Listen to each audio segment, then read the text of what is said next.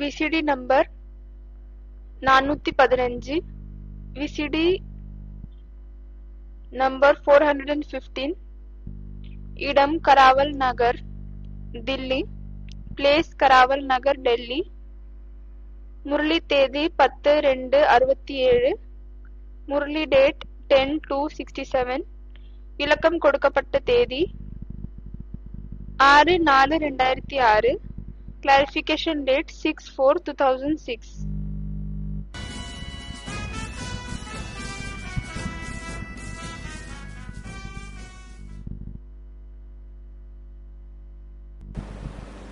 फरवरी 1967 का बात चल रही थी भक्ति मार्ग में बहुत ही अगड़म बगड़म. விஷயம் ஓடிக்கொண்டிருந்தது. பக்தி மார்க்கத்தில் மிகவும் அதிகமாக தலைகீழான விஷயங்கள் இருக்கிறது.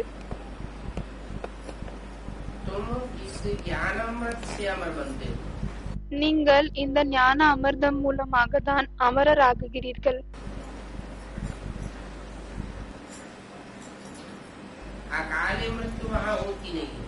அங்கு அகால மரணம் என்பது இருக்காது.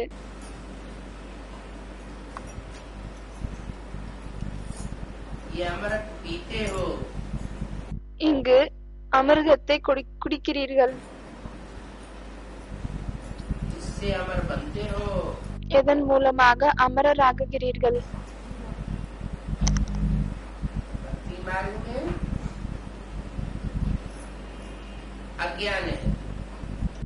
பக்தி மார்க்கத்தில் அஞ்ஞானம் இருக்கிறது.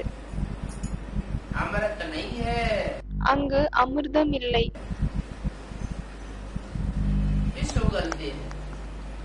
அங்கு விஷத்தை தான் சொல்கிறார்கள். அதனால்தான் நொடிக்கு நொடி மரணத்தை அடைகிறார்கள்.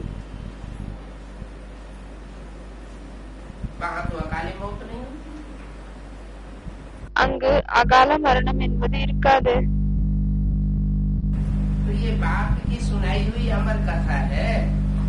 எனவே இது தந்தையின் மூலமாக சொல்லப்பட்ட அமர கதையாகும்.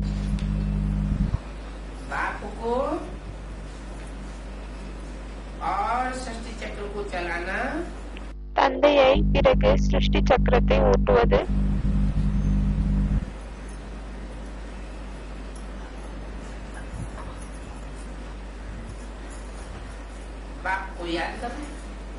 தந்தையை நினைவு செய்வது,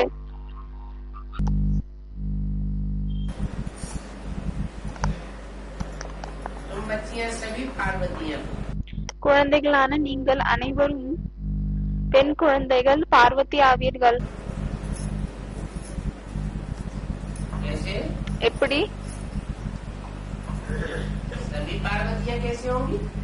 எப்படி அனைவரும் பார்வதி ஆகிவிட்டீர்கள்?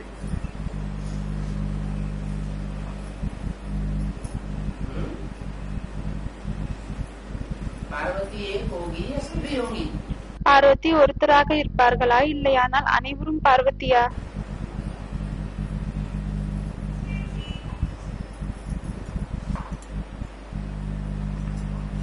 एक ने पार लगाया होगा या सभी ने पार लगाया होगा? ஒருத்தர் கரை சேர்ந்திருப்பாங்களா, இல்லையானால் அனைவரும் கரையை சேர்ந்திருப்பார்களா? पार लगाने में भी तुम हो नंबरवार पुरुषार्थ अनुसार.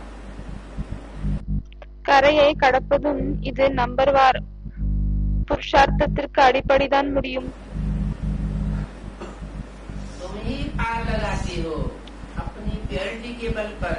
நீங்கள் தான் உங்களுடைய தூய்மையின் பலத்தின் மூலமாக கரையை கடக்கிறீர்கள். அதனால்தான் நீங்கள் அனைவரும் பார்வதி ஆவீர்கள்.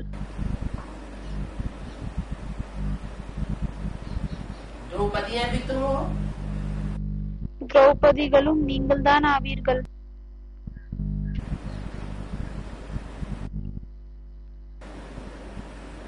द्रौपदी अर्थात जिसका पद ध्रुव है.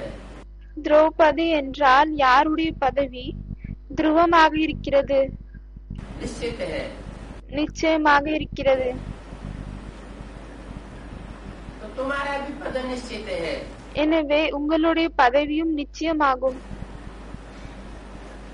क्योंकि तुम पवित्रता को बल देने वाली हो। ஏனென்றால் நீங்கள் தூய்மைக்கு பலத்தை தரக்கூடியவர்கள் ஆவீர்கள். एक एक द्रौपदी और एक एक दुशासन। ஒரு திரௌபதி, பிறகு ஒருத்தரும் துஷாசன். क्या என்ன क्या मतलब?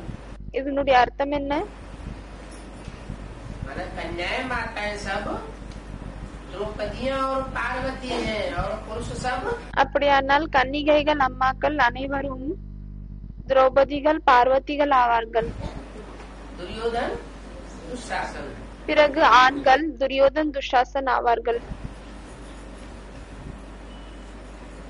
तो तुम उन दुर्योधन दुशासनों को पार लगाने वाली। எனவே நீங்கள் அந்த துரியோதனன் துஷாசனனை கடந்து செல்லக்கூடியவர்கள் ஆவீர்கள். जो विकार के लिए दुष्ट युद्ध करते, யார் விகாரத்துக்காக துஷ்டமான யுத்தத்தை செய்கிறார்கள், विषय लोग विकारों में गोता खाते हैं और गोता खिलाते हैं। அவர்கள் விஷய விகாரத்தில் மூழ்கிறார்கள், பிறகு மற்றவர்களை மூழ்க வைக்கிறார்கள். तुम उनको भी पार लगाने वाली हो। எனவே நீங்கள் அவர்களையும் கடக்கக்கூடியவர்கள் ஆவீர்கள். इसलिए तुम्हारा पद ध्रुव है। அதனால்தான் உங்களுடைய பதவி நிச்சயமாகும்.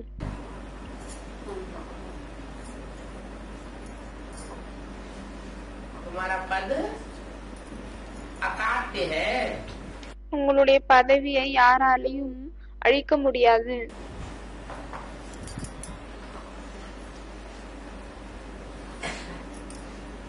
शास्त्रों में तो लिख दिया है द्रौपदी को 5 पति थे। சாஸ்திரங்களில் எழுதிவிட்டனர், திரௌபதிக்கு 5 கணவர்கள் இருந்தார்கள்.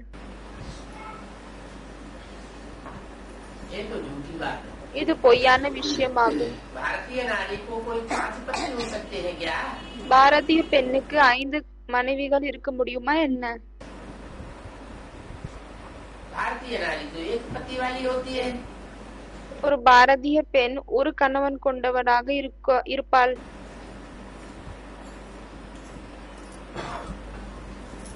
ये तो उन्होंने एक रस्म रिवाज बनाई दी है। இது அவர்கள் ஒரு பண்பாடாக ஆக்கிவிட்டனர். इसकी रस्म रिवाज எதோடைய பண்பாடு?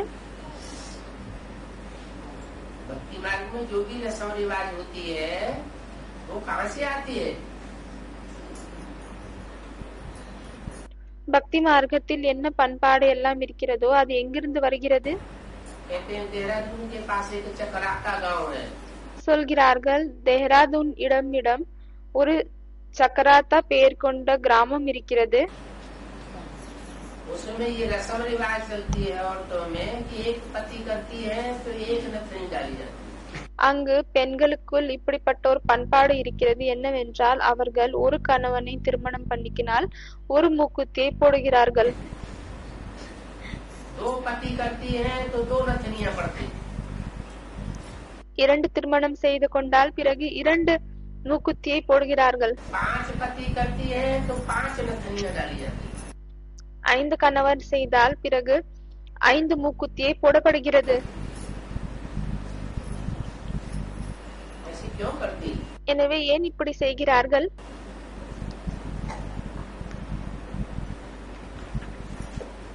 बुद्धि चक्कर खा जाती है। बुद्धि चक्कर आती है புத்தி வந்து தலைகீழாக மாறுகிறது. तो हिलते हैं அப்பொழுதுதான் அசைகிறார்கள். और बाप आकर के बुद्धि को பிறகு தந்தை வந்து புத்தியை स्थिर हम बनाए देते, நிலைத்து வைக்கிறார். तो बुद्धि चक्कर खाना बंद कर देती है। எனவே புத்தி அப்படி மயக்கம் அடைவதை நிறுத்துகிறது. बुद्धि में बैठ जाता है कि न एक पति न दूसरा न तीसरा न चौथा न 5वां पति परमेश्वर है।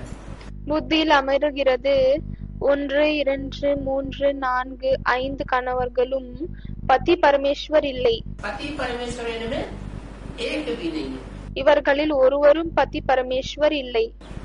पति परमेश्वर तो एक परम पिता परमात्मा शिव बाबा ही है. பதி பரமேஸ்வர் ஒரே ஒரு பரம்பிதா பரமாத்மா சிவ பாபா ஆவார். वही सबको पावन बनाने वाला है. அவர்தான் அனைவரையும் தூய்மையாக்கக்கூடியவர் ஆவார். तो भक्ति मार्ग में ये रस्म चली आ रही है. फाउंडेशन तो सब संगम युग में पढ़ते हैं. எனவே சங்கம் யுகத்தில் இப்படிப்பட்ட ஒரு காரியம் பண்பாடு வந்து நிற்கு. சோ அதனுடைய பவுண்டேஷன் இங்க சங்கம் யுகத்தில் தான் போடப்படுகிறது. तो देखो भक्ति मार्ग में भी कैसी कैसी गंदी रस्म रिवाज चल पड़ी. எனவே பாருங்கள், பக்தி மார்க்கத்திலும் எப்படிப்பட்ட அழுக்கான பண்பாடுகள் ஆரம்பித்து விட்டனர். वो मिसाल रखते हैं, झट मालूम पड़ जाता है इनको कितने पति हैं. அவர்கள் அப்படிப்பட்ட ஒரு அடையாளத்தை வைக்கிறார்கள். அதை பார்த்து விட்டு உடனே புரிய வருகிறது இவர்களுக்கு எத்தனை கணவர்கள் இருக்கிறார்கள் என்று. कैसे எதன் மூலமாக? कैसे मालूम पड़ जाता है चक्रता वालों को इनके कितने पति हैं. எதன் மூலமாக தெரிய வருகிறது? அதாவது இவர்களுக்கு எத்தனை கணவர்கள் இருக்கிறார்கள் என்று नतनियों से पता लग जाता है. மூக்குத்தின் மூலமாக தெரிய வருகிறது. ये इनको 5 पति हुए. नतनिया क्या होती है? இவர்களுக்கு 5 கணவர்கள் இருக்கிறார்கள் என்று. எனவே இந்த மூக்குத்தி என்றால் என்ன? नाक किसको डाली जाती है? யாருக்கு மூக்குத்தி போடப்படுகிறது? बैल को नाक डाली जाती है ना.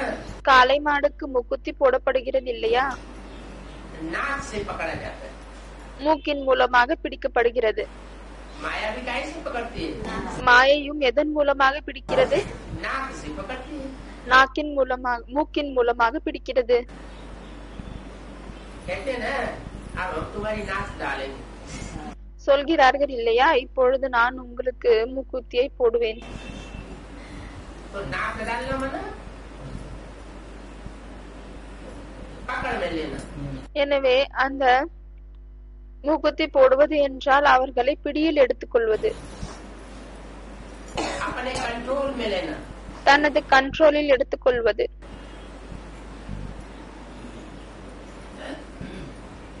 तो नथनी से पता लग जाता है कि इतनों के कंट्रोल में रही है. எனவே அந்த மூக்குத்தின் மூலமாக தெரிய வருகிறது இவர்கள் எத்தனை பேருடைய கண்ட்ரோலில் இருக்கிறார்கள் என்று. अब शास्त्रों में तो ये रोला फैला हुआ है. वास्तव में तो இப்பொழுது சாஸ்திரத்தில் இப்படிப்பட்ட ஒரு பழக்கம் இருக்கிறது. உண்மையில் तुम एक एक द्रौपदी हो. நீங்கள் ஒவ்வொருத்தரும் திரௌபதிகள் ஆவீர்கள். तुम्हारी बुद्धि में बाप का ज्ञान पक्का बैठ जाता है. உங்களுடைய புத்தியில் தந்தையினுடைய ஞானம் பக்காவாக அமருகிறது. तो तुम ध्रुव पद पाती हो. எனவே நீங்கள் ஒரு நிலைந்த பதவியை அடைகிறீர்கள். फिर बाप आकर तुम द्रौपदियों को नग्न होने से 21 जन्मों के लिए बचा. பிறகு தந்தை வந்து திரௌபதியான உங்களுக்கு விகாரத்தில் போவதிலிருந்து 21 ஜென்மம் வரைக்கும் காப்பாற்றுகிறார். तुम बच्चे पढ़ रहे हो, ये गीता पाठशाला है. குழந்தைகளான நீங்கள் படிக்கிறீர்கள். எனவே இது கீதா பாட்சாலா ஆகும். क्या पढ़ाया जाता है? என்ன படிப்பிக்கப்படுகிறது? गीता का ज्ञान पढ़ाया जाता है. ये ज्ञान भी एक गीत है. கீதையினுடைய ஞானத்தை படிப்பிக்கப்படுகிறது. எனவே இந்த ஞானமும் ஒரு பாடல் ஆகும். भगवान के मुख से गाया हुआ गीत है. கடவுளின் வாயின் மூலமாக பாடப்பட்ட ஒரு பாட்டு ஆகும். इसका कनेक्शन गीता से है. இதனுடைய கனெக்ஷன் கீதையோடு இருக்கிறது. इस गीत को भी कोई ने धारण किया है, इसने இந்த கீதையையும் யாரோ ஒருத்தர் தாரணை செய்திருக்கிறார். वन धारण किया है, उसका नाम पड़ा गीता। யாரு இதை அவ்வள் முதல் நம்பரில் தாரணை செய்திருக்கிறார்களோ அவருடைய பெயர் தான் படுகிறது கீதா. तो गीता को कहाँ कहा जाता है? अब कोई कागज की गीता तो नहीं होगी। இது ஒரு பேப்பர்னுடைய கீதாவாக இருக்க முடியாது. कागज की गीता ज्ञान को धारण करेगी क्या? ஒரு காகிதத்தின் கீதை ஞானத்தை தாரணை செய்யுமா என்ன? नहीं। இல்லை. कोई गीता माता है, इसने ज्ञान को யாரோ ஒரு கீதை அம்மா இருக்கிறாங்க, யாரு இந்த ஞானத்தை धारण किया। जब ज्ञान को धारण करती है, फिर वो किसी के बंधन में नहीं आने वाली नहीं। और யார் இதை முழுமையாக தாரணை செய்கிறார்களோ பிறகு அவங்க யாருடைய பந்தனத்திலும் வரமாட்டார்கள். जब तक ज्ञान बुद्धि में धारण नहीं होता, तो ये दुर्योधन दुशासन उसको अपने कब्जे में लेते रहते। எப்பொழுது வரையும் அந்த ஞானம் முழுமையாக தாரணை ஆகவில்லையோ அப்பொழுது வரையும் இந்த துரியோதன் துஷாசன் அவர்களை கண்ட்ரோலில் எடுத்துக்கொண்டே இருப்பார்கள். बाप आकर के इस जन्मों के लिए बचाते। தந்தை 21 ஜன்மங்கள் வரையும் காப்பாற்றுகிறார்.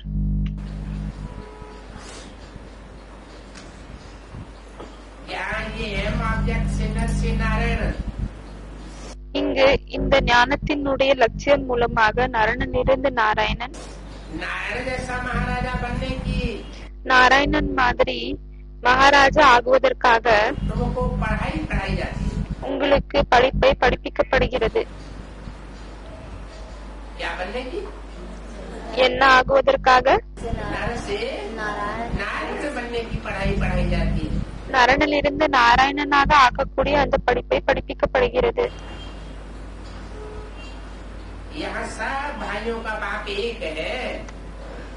இங்கு அனைத்து ஆண்களின் விஷயம் ஒன்றுதான் ஆகும்.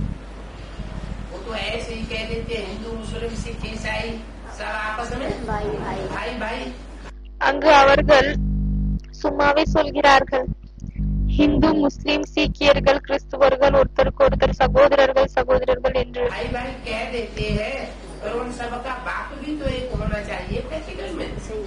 சகோதர சகோதரர்கள் என்று சொல்கிறார்கள் என்றால் பிறகு அவர்களின் தந்தையும் பிராக்டிக்கலில் ஒருத்தராக தானே இருக்க வேண்டும்.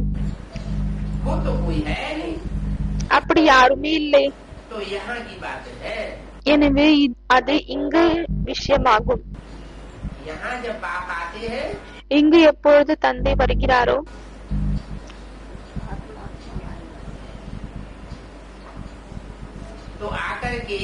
எனவே வந்து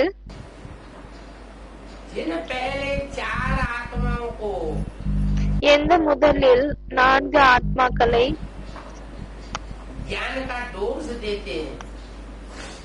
ஞானத்தினுடைய டோஸை தருகிறாரோ அவர்கள் வரிசைகரமாக இருக்கிறார்கள்.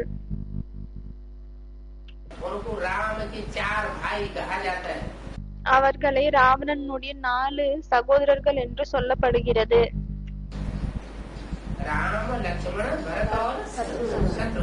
அந்த ராமருடைய 4 சகோதரர்கள் யாரு? ராமர், லக்ஷ்மண், பரதர், சத்ருக்னன்.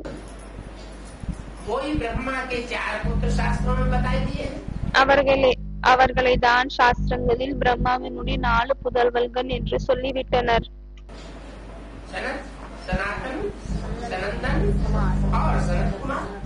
சனத், சனாந்தன், சனந்தன், பிறகு சனத்குமார்.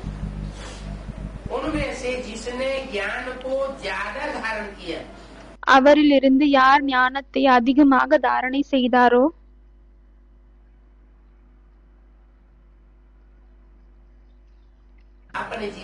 தன்னுடைய வாழ்க்கையில் அவர்தான் பெரிய சகோதரராக இருந்தார்.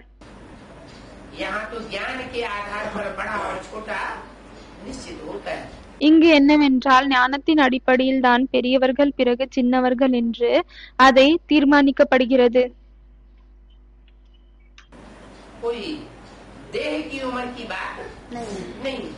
இங்கு எப்படியும் தேகத்தின் வயதின் விஷயமே இல்லை. तो जो ब्रह्मा के 4 बड़े पुत्र थे, எனவே பிரம்மாவினுடைய எந்த 4 பெரிய குழந்தைகள் இருந்தார்களோ उनका शास्त्रों में नाम दे दिए। அவர்களுக்கு சாஸ்திரங்களில் பெயரை கொடுத்து விட்டனர். जो पहला बड़ा पुत्र उससे कहा जाता है सनत कुमार। எந்த பெரிய முதல் புதல்வன் இருக்கிறானோ அவனிதான் சொல்லப்படுகிறது சனத் குமார். से कौन सा धर्म स्थापन हुआ? அவர் மூலமாக எந்த தர்மம் படைக்கப்பட்டது? सनातन धर्म। சனாதன தர்மம். बाकी 3 और है। அதை தவிர 3 பேர் இருக்கிறார்கள். जो नंबरवार है அவர்கள் வரிசைகரமாக இருக்கிறார்கள். और नंबरवार धर्म की स्थापना करते हैं। பிறகு வரிசைகரமாக தர்மத்தை படைக்கிறார்கள். राम से छोटा भरत, ராமரை விட சின்னவங்க பரதர்.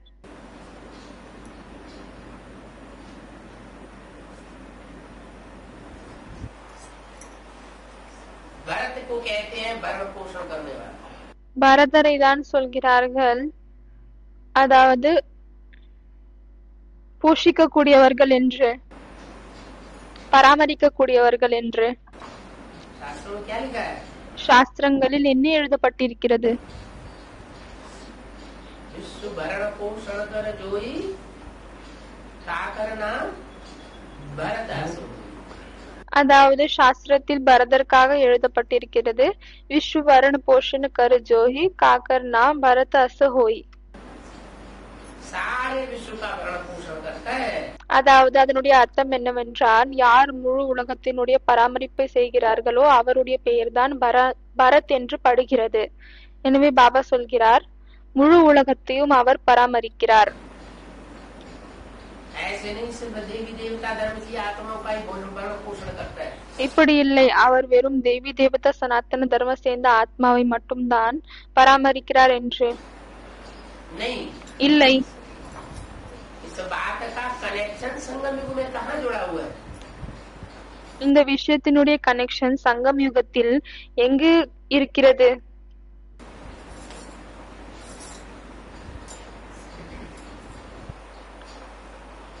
ब्रह्मा का दूसरे नंबर का बड़ा पुत्र है। எனவே பிரம்மாவினுடைய எந்த 2ஆம் நம்பர் பெரிய குழந்தை இருக்கிறாங்களோ सारे विश्व की दूसरे नंबर की बीज रूप आत्मा है। அவர் முழு உலகத்தின் 2வது நம்பர் னுடைய விதை ரூபமான ஆத்மா ஆவார். उस बीज रूप आत्मा से दूसरे नंबर का आधार मूर्त कहो, जड़ रूप कहो, वो जन्म लेता है। அந்த பீஜ்ரூப் ஆத்மாவின் மூலமாக தான் 2வது நம்பர் ஆதாரமூர்த்தி என்று சொல்லுங்கள், இல்லையானால் வேர் என்று சொல்லுங்கள், அவங்க பிறக்கிறாங்க.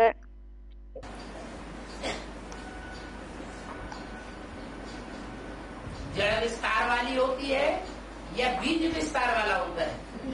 ஜட அதாவது வேர் விஸ்தாரத்தை அடையக்கூடியதாகுமா, இல்லையானால் விதை விஸ்தாரத்தை அடையக்கூடியதாகுமா? है? बीज तो सार होता है விதை என்பது சாரமாகும். और जड़ பிறகு வேர், जड़ विस्तार होती है। அந்த வேர் தான் விஸ்தாரமாகும். जितना ही जड़ विस्तार को पाती है उतना ही झाड़ भी विस्तार को पाता है। எவ்வளவுக்கு எவ்வளவு அந்த வேர் பரவுகிறதோ அவ்வளவுக்கு எவ்வளவு அந்த மரமும் நல்லா வளர்கிறது. तो ये इस्लाम धर्म है। எனவே இது இஸ்லாம தர்மம் ஆகும். विधर्मियों के बीच में யாரு விதர்மிகளுக்கு நடுவில் सबसे जास्ती विस्तार को पाता है। மிகவும் அதிகமாக விஸ்தாரத்தை அடைகிறாங்க. दुनिया में உலகத்தில் हिस्ट्री में வரலாற்றில் सबसे जास्ती राजाई किसकी चली? மிகவும் அதிகமாக ராஜாங்கம் யாரது நடந்தது? मुसलमानों की, इस्लाम धर्म की। முஸ்லிம்ஸ் இஸ்லாம் தர்மத்தை சேர்ந்தவங்களது தான் நடந்தது. यथा राजा तथा प्रजा भी उनकी बहुत हो गई। பிறகு எப்படிப்பட்ட ராஜாவோ அப்படிப்பட்ட பிரஜைகள், அவர்களுக்கு மிகவும் நிறைய பிரஜைகள் ஆகிவிட்டனர். ये तो अभी 100-200 साल के अंदर क्रिश्चियंस की बढ़ोतरी हुई है। இது இப்பொழுதுதான் 200-300 வருஷத்துக்கு முன்னாடி தான் இந்த கிறிஸ்டியன்ஸ்னுடைய அதிகரிப்பு ஏற்பட்டிருக்கிறது. नहीं तो सैकड़ों वर्ष, हजारों वर्ष पहले तो இல்லையானால் 1000 வருடங்களுக்கு முன்னால் मुसलमानों की वृद्धि बहुत हुई। முஸ்லிம்ஸ் அதிகரித்து விட்டனர். तो उनका जो मूल कंट्रोलर है, எனவே அவர்களுடைய எந்த முக்கியமான கண்ட்ரோலர் இருக்கிறாரோ वो है सारे विश्व को कंट्रोल करने वाला। அவர்தான் முழு உலகத்தையும் கண்ட்ரோல் செய்யக்கூடியவர் ஆவார். विश्व का आ जाता है 500 करोड़। உலகம் என்பது 500 கோடியை சொல்லப்படுகிறது.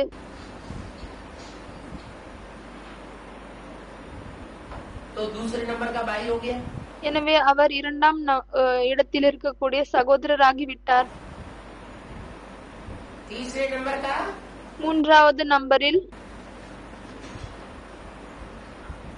लक्ष्मण।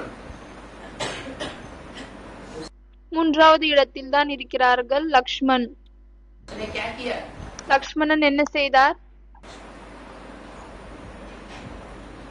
लक्ष्य को मार लिया, லட்சியத்தை அடைந்து விட்டார்.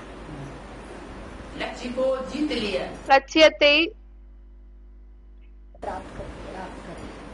லட்சியத்தின் மேல் வெற்றி அடைந்து விட்டார். लक्ष्य जीता। என்ன லட்சியத்தை வெற்றி அடைந்தார்? नर से नारायण जैसा बन के दिखा। நாரணன் இருந்து நாராயணனாக ஆக்கி காமித்தார். नारायण भारतीय बनता है तो वो भी पक्का भारतीय धर्म का बनता है। எனவே நாராயணன் எப்படி பாரதத்தினுடைய சேர்ந்தவராக இருக்கிறாரோ அதே மாதிரிதான் அவரும் பக்காவாக பாரதிய தர்மத்தாக ஆகுகிறார்கள். और नारायण में जैसे ज्ञान समाया हुआ है, பிறகு எப்படி நாராயணனின் ஞானம் நிறைந்திருக்கிறதோ कैसा ज्ञान? எப்படிப்பட்ட ஞானம்? जो नारायण எந்த நாராயணன் अपने अंदर से सारा ज्ञान उगारता है, தனக்குள் இருந்து எல்லா விதமான ஞானத்தையும் வெளியே கொண்டு வருகிறார். इस दुनिया में किसी साकार मनुष्य से वो ज्ञान धारण नहीं करता। இந்த உலகத்தில் எந்த ஒரு சாக்கார மனிதனிடமிருந்து அவர் ஞானத்தை தாரணம் செய்வது இல்லை. ऐसे ही बौद्धियों का जो ज्ञान है महात्मा बुद्ध का दिया हुआ, அதே போல்தான் எந்த பௌத்திகளின் ஞானம் இருக்கிறதோ மகாத்மா புத்தின் மூலமாக கொடுக்கப்பட்ட ஞானம் वो ज्ञान भी ऐसा है அதுவும் இப்படிப்பட்டதுதான் ஆகும். कि दुनिया के और किसी धर्म पिता से मेल नहीं खाता। அது உலகத்தில் இருக்கக்கூடிய எந்த ஒரு தர்ம பிதாக்களோட அது மேட்ச் ஆகாது, இணைந்து போகாது. उनके धर्म की धारणाएं बड़ी श्रेष्ठ हैं, அவர்கள் அந்த தர்மத்தின் தாரணைகள் மிகவும் சிரேஷ்டமானதாகும். लेकिन विशेषता ये है ஆனால் அதில் இருக்கக்கூடிய விசேஷமான தன்மை என்னவென்றால் कि उस ज्ञान में न आत्मा का जिक्र है, அந்த ஞானத்தில் ஆத்மாவை பற்றியும் சொல்லவில்லை, न परमात्मा का जिक्र है, அதே போல் பரமாத்மா பற்றியும் சொல்லவில்லை, न स्वर्ग का जिक्र है। அதே போல் ஸ்வர்க்கத்தின் பற்றியும் சொல்லவில்லை. और अहिंसा को सबसे आगे रखती है। எனவே இப்படிப்பட்ட விஷயத்தில் அவர்கள் மிகவும் முன்னால் இருக்கிறார்கள். माने कर्म की थ्योरी को वो भी बहुत मानते हैं। அப்படியானால் கர்மங்களின் தியோரியையும் அவர்கள் மிகவும் அதிகமாக ஏற்றுக்கொள்கிறார்கள். हिंसा की थ्योरी को मानने वाले नहीं। ஹிம்சையை பற்றி ஏற்றுக்கொள்ளக்கூடியவர்கள் இல்லை. तीसरे नंबर का बौद्ध धर्म हुआ, பிறகு 3வது இடத்தில் அந்த தர்மம் இருக்கிறது. और चौथे नंबर का धर्म है பிறகு 4வது இடத்தில் இருக்கக்கூடிய தர்மம் शत्रुघ्न। சத்ருகன். घन माना हनन करना, கன் என்றால் அழிக்கக்கூடியவர், घन करना माना हनन करना माना मारना। கனன் செய்வது என்றால் அழிப்பது, அப்படியானால் கொலை செய்வது. इसको मारना எனவே யாரை சாவடிப்பது? है शत्रुओं। சத்ருகளை சாவடிப்பது. इसके शत्रुओं को मारना। எந்த எதிரிகளை சாவடிப்பது? जो भी काम क्रोध लोभ मोह अहंकार आत्मा के शत्रु हैं, எதெல்லாம் காமம் கோபம் பேராசை பற்று அகங்காரம் ஆத்மாவினுடைய எதிரியாக இருக்கிறதோ आखिरी में उनको हनन कर देता है। கடைசியில் அதை அவர் சாவடிக்கிறார். लेकिन हनन तब करता है ஆனால் அப்பொழுதுதான் அழிக்கிறார் जब परमात्मा बाप को पूरा पहचान। எப்பொழுது பரமாத்மா தந்தையை முழுமையாக தெரிந்து கொள்கிறாரோ. तो ये जो चारों भाई हैं, எனவே இந்த 4 சகோதரர்கள் இருக்கிறார்கள். वो सारे विश्व को विजय करने वाली गाय அவர்கள் முழு உலகத்தையும் வெற்றி அடையக்கூடியவர்கள் என்று பாடப்பட்டிருக்கிறது. कहते हैं इन्होंने मिलकर के अश्वमेध यज्ञ किया था। சொல்லப்படுகிறது இவர்கள் 4 பேரும் இணைந்து அஸ்வமேது யக்னத்தை வளர்த்தார்கள். विश्व विजय की थी। உலகத்து மேல் வெற்றி அடைந்தார்கள். लेकिन ஆனால் आपस में अगर संगठन होगा चारों का तो विश्व विजय होगी। ஆனால் 4ருக்கும் ஒருத்தருக்குள் ஒற்றுமை இருந்தால் உலகத்தில் வெற்றி அடைய முடியுமா? या आपस में लड़ झगड़ करके अलग अलग हो जाएंगे तो विश्व विजय होगी। இல்லையானால் ஒருத்தருக்கு ஒருத்தர் சண்டை போட்டு தனியாக்கி விட்டால் பிறகு வெற்றி அடைய முடியுமா உலகத்தை?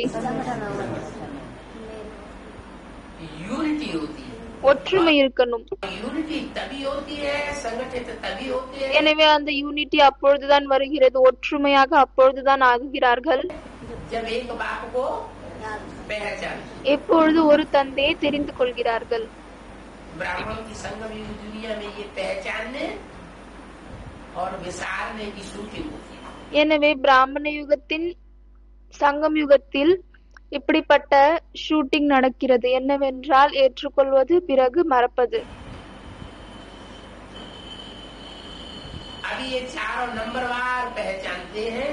இப்பொழுது இந்த 4 பேரும் வரிசைகரமாக தெரிந்து கொள்கிறார்கள். और नंबरवार भूलते हैं। பிறகு வரிசைகரமாக மறக்கிறார்கள். उनमें एक है ध्रुव तारा। அதில் ஒருத்தர் யாருன்னு பாத்தீங்கன்னா துருவ நட்சத்திரம். वो अटल रहता है। அவர் மட்டும் நிலைந்திருக்கிறார். तो बोला எனவே சொல்லியிருக்கிறார், 4 प्रकार के बीज है। இது 4 விதமான और விதைகள். चारों भाइयों का बाप एक है பிறகு 4 சகோதரர்களுடைய தந்தை ஒருவர். जो आकर के पढ़ाते हैं। யார் வந்து படிப்பிக்கிறார்? चारों का बाप एक कौन 4 பேருடைய ஒரு தந்தை யார்? है? शिव बाबा। शिव बाबा। उसका नाम क्या दिया है? பக்தி மார்க்கத்தில் அவருடைய பெயரை என்ன கொடுத்திருக்கிறாங்க? है? शिव शंकर। ब्रह्मा। பிரம்மா. ब्रह्मा के 4 बड़े पुत्र थे। பிரம்மாவினுடைய 4 பெரிய புதல்வன்கள் இருந்தார்கள். और दूसरा नाम क्या दिया? பிறகு இரண்டாவது பெயர் என்ன கொடுத்திருக்கிறார்? राम लक्ष्मण भरत शत्रुघ्न चारों के बाप का नाम क्या दिया? ராம் லக்ஷ்மண் பரத் சத்ருக்னன் இவங்க 4 பேருடைய தந்தையினுடைய பெயர் என்ன கொடுத்திருக்காங்க? தசரதர். इसका मतलब ये हुआ இதனுடைய அர்த்தம் என்னவாகிறது என்றால் सुप्रीम सोल जब इस सृष्टि पर आता है அந்த சுப்ரீம் சோல் எப்பொழுது இந்த உலகத்தில் வருகிறாரோ तो आकर के जिन 10 आत्माओं को பிறகு வந்துவிட்டு எந்த 10 ஆத்மாக்களை अपना आधार बनाता है தன்னுடைய ஆதாரமாக ஆக்குகிறாரோ वो 10 रथ कहे जाते हैं। அவர்கள்தான் 10 ரதங்கள் என்று சொல்லப்படுகிறது. उनकी 10 आत्माएं आधार मूर्त बनती हैं। அவர்களின் 10 ஆத்மாக்கள் ஆதார மூர்த்தியாக ஆகுகிறார்கள் जड़ रूप में। வேர் ரூபத்தில்.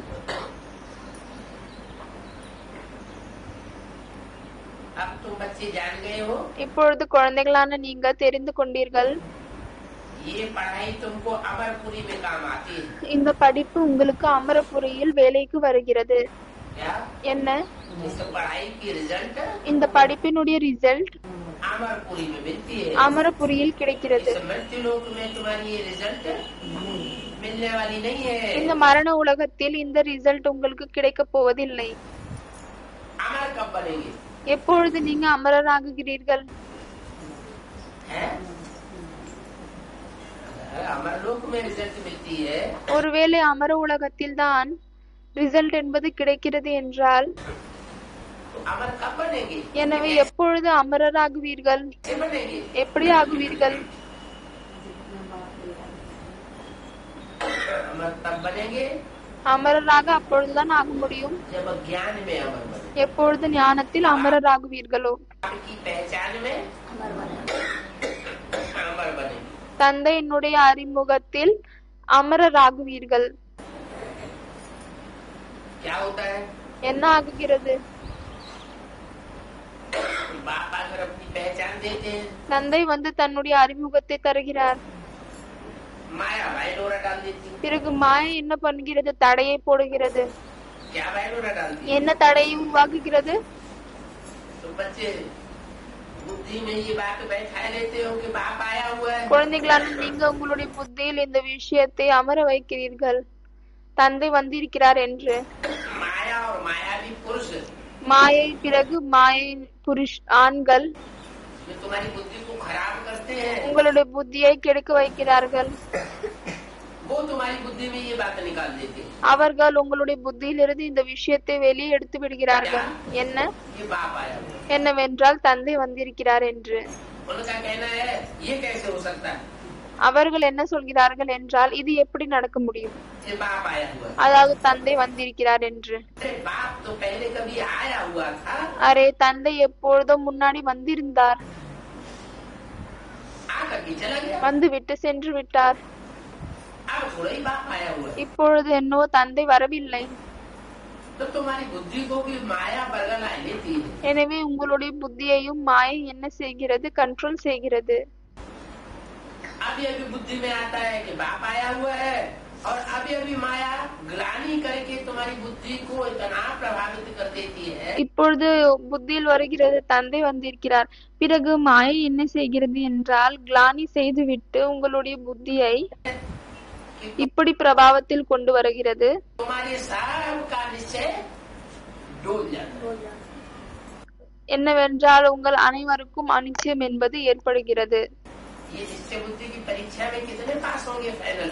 இந்த நிச்சய புத்தியின் பரீட்சையில் கடைசியாக எத்தனை பேர் பாஸ் ஆவாங்க? हैं? बहुत थोड़े कितने? மிகவும் குறைந்த பேர். எனவே மிகவும் குறைந்த பேர் என்றால் எத்தனை பேர்?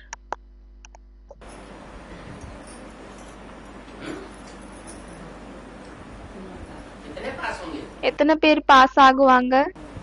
4 लाख पास होंगे। யாரோ சொல்றாங்க 4 லட்சம் ஆத்மாக்கள். எனவே பாபா கேக்குறாரு, 4 லட்சம் பேர் வந்து பாஸ் ஆயிடுவாங்களா? फिर प्रजा कौन बनेगा? பிறகு யார் பிரஜா ஆகுவாங்க? अगर 4 लाख पास हो जाएंगे तो प्रजा कौन बनेगा? ஒருவேளை 4 லட்சம் பேர் பாஸ் ஆகிவிட்டால் எனவே பிரஜையாக யார் ஆகுவாங்க? पहले जन्म की முதல் ஜென்மத்தினுடைய பிரஜைகள். प्रजा तो पास होती है, फेल हो जाती है। பிரஜைகள் பாஸ் ஆகுகிறார்களா இல்லையானால் ஃபெயில் ஆகுகிறார்களா? प्रजा तो पुरुषार्थ ही नहीं करती, பிரஜைகள் புருஷார்த்தத்தையே செய்ய மாட்டார்கள். पास फेल का सवाल ही नहीं। எனவே பாஸ் பிறகு ஃபெயிலுடைய கேள்வியே இல்லை. पुरुषार्थ कितने करेंगे? எத்தனை பேர் புருஷார்த்தத்தை செய்வார்கள்?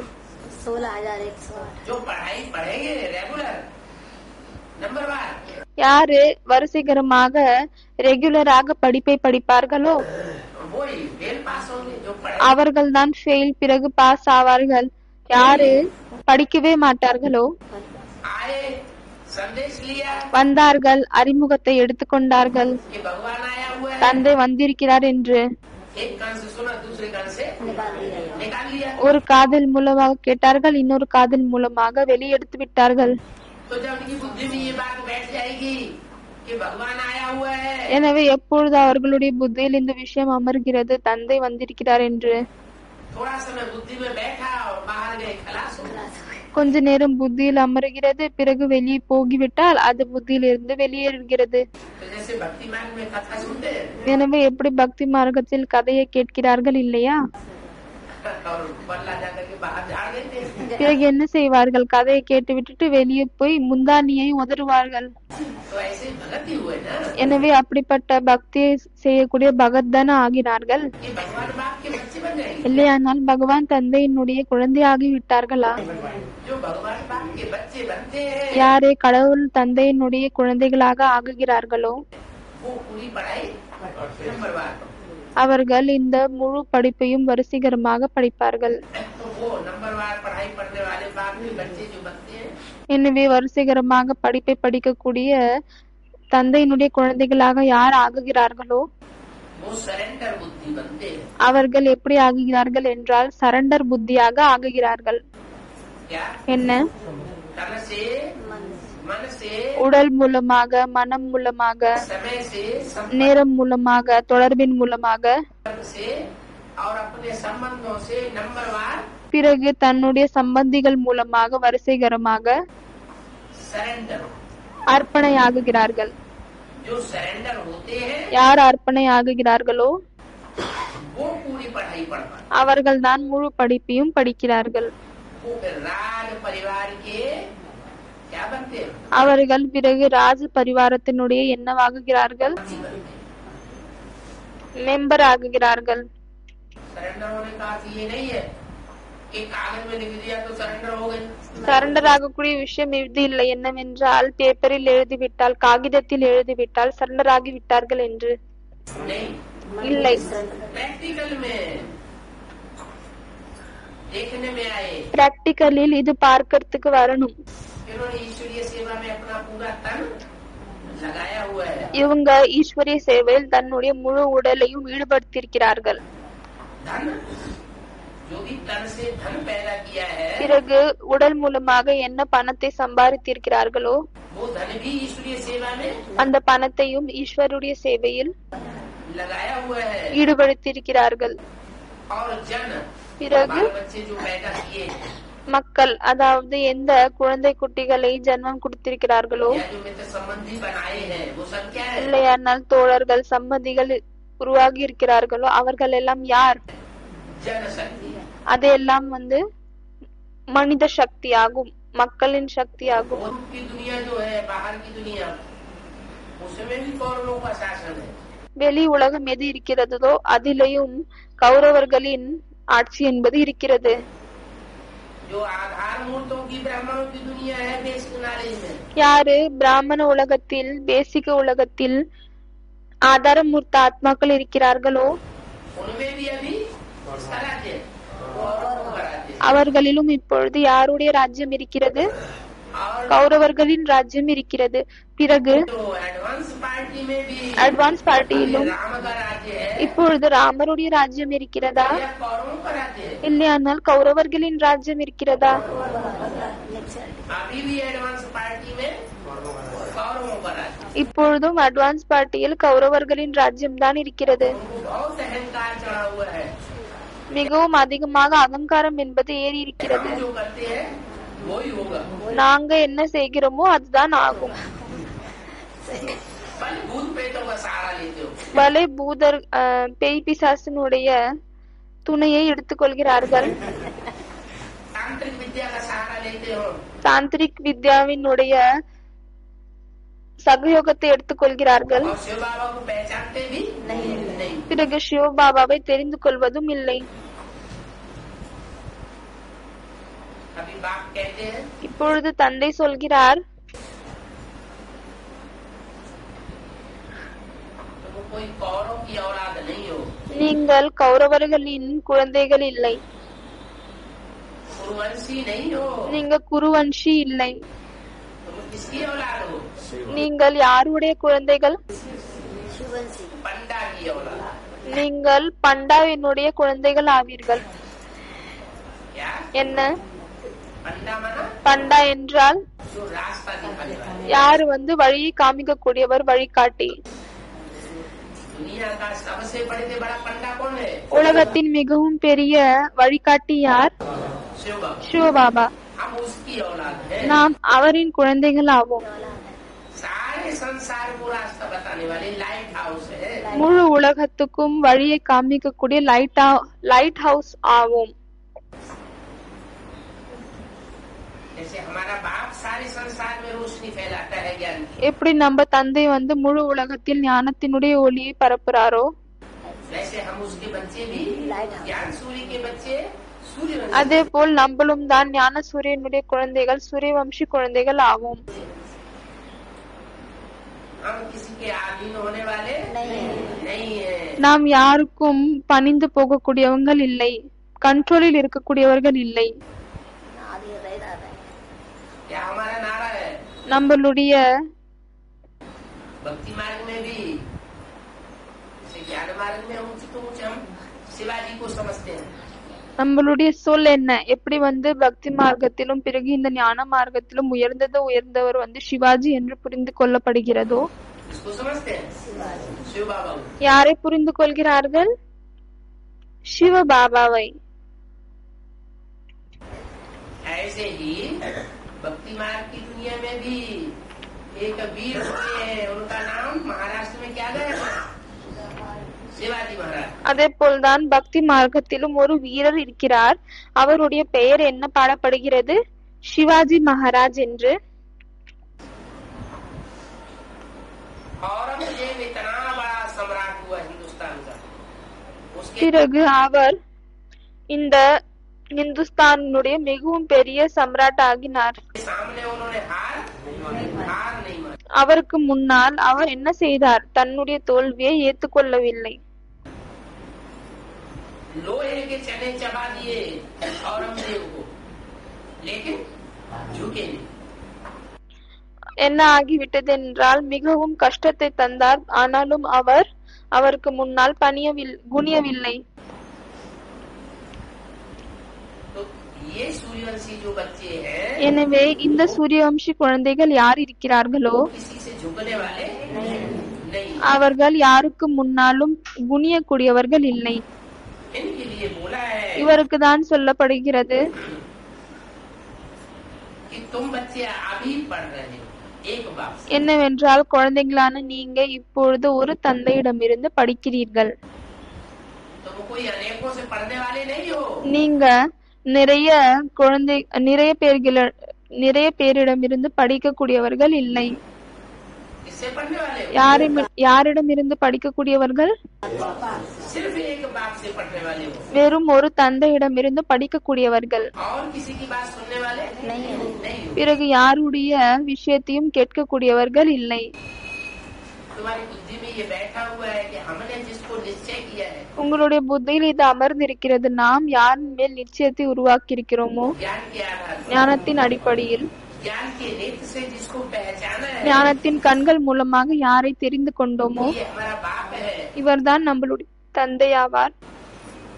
हम उस बाप को ही फॉलो करेंगे, उस बाप की ही बात मानेंगे, நாம் அந்த தந்தையை தான் ஃபாலோ செய்யணும், அந்த தந்தையினுடைய விஷயத்தை தான் கேட்கணும், और किसी की बात सुनने वाले नहीं। பிறகு எந்த ஒருத்தருடைய விஷயத்தையும் கேட்கக்கூடியவர்கள் இல்லை।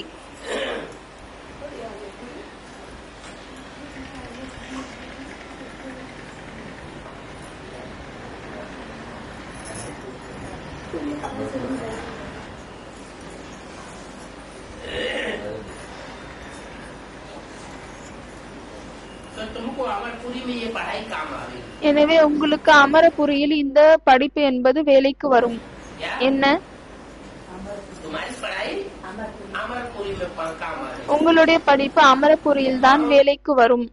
कौरवों की जो पढ़ाई जाती है वो कहाँ काम आती है? பிறகு அந்த கௌரவர்களின் படிப்பு படிப்பிக்கப்படுகிறது, அது எங்கு வேலைக்கு வரும்? कौरवों का जो मुखिया था वो कौन था? கௌரவர்களின் ஹெட் யாராக இருந்தார்? गुरु। குரு। कौरवों का मुखिया जो गुरु था, கௌரவர்களின் தலைவன் எந்த குருவாக இருந்தாரோ जिसका बड़े सम्राट का नाम क्या था? அதனுடைய பெரிய சம்ராட்டினுடைய பெயர் என்னவாக இருந்தது? गुरु वंश में एक जो बड़ा सम्राट हुआ है उसका नाम क्या हुआ? குரு வம்சத்தில் எந்த ஒரு பெரிய சம்ராட் ஆகினாரோ அவருடைய பெயர் என்ன? திருதராஷ்டிர। सारे राष्ट्र को जिसने धर लिया, முழு ராஷ்டிரத்தையும் யாரு தன்னுடைய கண்ட்ரோலில் வைத்துக் கொண்டார், धारण कर लिया। தாரணை செய்து கொண்டார்? क्या என்ன? माने? राष्ट्र माने धन संपत्ति। ராஷ்டிரம் என்றால் பணம் பொற்காசுகள்। जिसने सारी दुनिया की धन संपत्ति को अपने कब्जे में कर लिया। யாரு முழு ராஷ்டிரத்தினுடைய பணம் பொற்காசுகளை தன்னுடைய கண்ட்ரோலில் எடுத்துக்கொண்டு வைத்துக் கொண்டார்? आज की गवर्नमेंट भी कैसी है? இன்று கவர்மெண்ட்டும் சொல்கிறது, नए नए तरीके निकालती है புது புது வழிகளை எடுக்கிறது. कि कैसे लोगों का धन संपत्ति खींच करके अपने कंट्रोल में करते हैं। எப்படியானால் எப்படி மக்களுடைய பொற்காசுகளை பணங்களை எடுத்துக்கொண்டு தன்னுடைய கண்ட்ரோலில் வைப்பது. इनकम टैक्स के नए नए तरीके निकाले जाते हैं இன்கம் டாக்ஸ்னுடைய புது புது விஷயங்களை கொண்டு வருகிறார்கள். कि लोगों के पास कुछ न बचे, सारा அதாவது மக்களிடம் எதுவும் இருக்கக்கூடாது, அனைத்தும் हमारे पास है। நம்மளிடம்தான் வரணும். எப்படி? बैंकों में ब्याज ही देते हैं, लोगों का पैसा बैंकों में डाला जाता है। எப்படி வங்கிகளில் இன்ட்ரெஸ்ட் தராங்க. तो क्या करते हैं, அப்போ எப்பொழுது மக்கள் தன்னுடைய பணத்தை வங்கியில் போடுகிறார்களோ அப்பொழுது என்ன செய்கிறார்கள்? महंगाई बढ़ाएंगे 15 और 20%, அவர்கள் விலையை 15-20% அதிகரிப்பார்கள். और उसका ब्याज क्या भाव देंगे, பிறகு அதற்கு என்ன இன்ட்ரெஸ்ட் தருவாங்க? 5% नहीं 1%। 3% தான் இன்ட்ரெஸ்ட் தருவாங்க. 5% जो ब्याज देते हैं எந்த 5% இன்ட்ரெஸ்ட் தராங்களோ उसमें इनकम टैक्स लगाते हैं। அதுல இன்கம் டாக்ஸ் போடுவாங்க. जिस ब्याज में इनकम टैक्स नहीं लगाते हैं वो सिर्फ है 3%। எந்த அமௌண்ட்ல இன்கம் டாக்ஸ் போட மாட்டாங்களோ இன்ட்ரெஸ்ட்ல அது வெறும் 3% தான். तो घाटा किसको आएगा, எனவே யாருக்கு நஷ்டம் வரும்? हैं? ब्याज देने वाली बैंकों को घाटा आएगा या ब्याज लेने वाले उसमें जो पैसा डालने वाले हैं उनको घाटा आएगा। எனவே அந்த இன்ட்ரெஸ்டை எடுத்துக்கொள்ளக்கூடிய அந்த பேங்க்குக்கு நஷ்டம் வருமா, இல்லையானால் அந்த பேங்க்ல பணத்தை போடக்கூடியவர்களுக்கு நஷ்டம் வருமா? போடக்கூடியவர்களுக்கு தான் நஷ்டம் இருக்கிறது. बैंकों से जो लोन दिया जाता है उसको लोन में जब लोन लेते हैं பேங்க்ல இருந்து எப்பொழுது லோன் வாங்கிக் கொள்கிறார்களோ है ना, पैसा बैंक वाले देंगे जब எப்பொழுது பேங்க்ல இருக்கக்கூடியவங்க பணத்தை தருகிறார்களோ तो 15-20% ब्याज है, அப்பொழுது 15-20% இன்ட்ரெஸ்ட் இருக்கு. 12% तो कम से कम। அது குறைஞ்சதிலும் குறைஞ்சமாக 12% இருக்கும். ब्याज देना ही पड़ेगा। அதுக்கு நம்ம இன்ட்ரெஸ்ட் கண்டிப்பாக தரணும். और जब पब्लिक का पैसा लेते हैं तो कितना ब्याज देते हैं, பிறகு எப்பொழுது மக்களுடைய பணத்தை வாங்கிக் கொள்கிறார்களோ அப்பொழுது எவ்வளவு இன்ட்ரெஸ்ட் தராங்க? 3% ब्याज देते 3% இன்ட்ரெஸ்ட் கொடுக்கறாங்க. हैं। तो ये सब क्या है, எனவே இது எல்லாம் என்ன? लोगों की धन संपत्ति अपने कब्जे में करना हुआ ना। இது எல்லாமே என்னவாகுகிறது? மக்களுடைய பணம் பொற்காசுகளை தன்னுடைய கண்ட்ரோலில் எடுத்துக்கொள்வது ஆகுகிறது இல்லையா? ये कौरवों की गवर्नमेंट है, எனவே இதுதான் என்னவாகுகிறது? கௌரவர்களின் கவர்மெண்ட் ஆகுகிறது, धृतराष्ट्रों की गवर्नमेंट। திருதராஷ்டிரனுடைய கவர்மெண்ட் ஆகுகிறது. ये अंधे हैं, இவர்கள் குருடர்கள் ஆவார்கள்.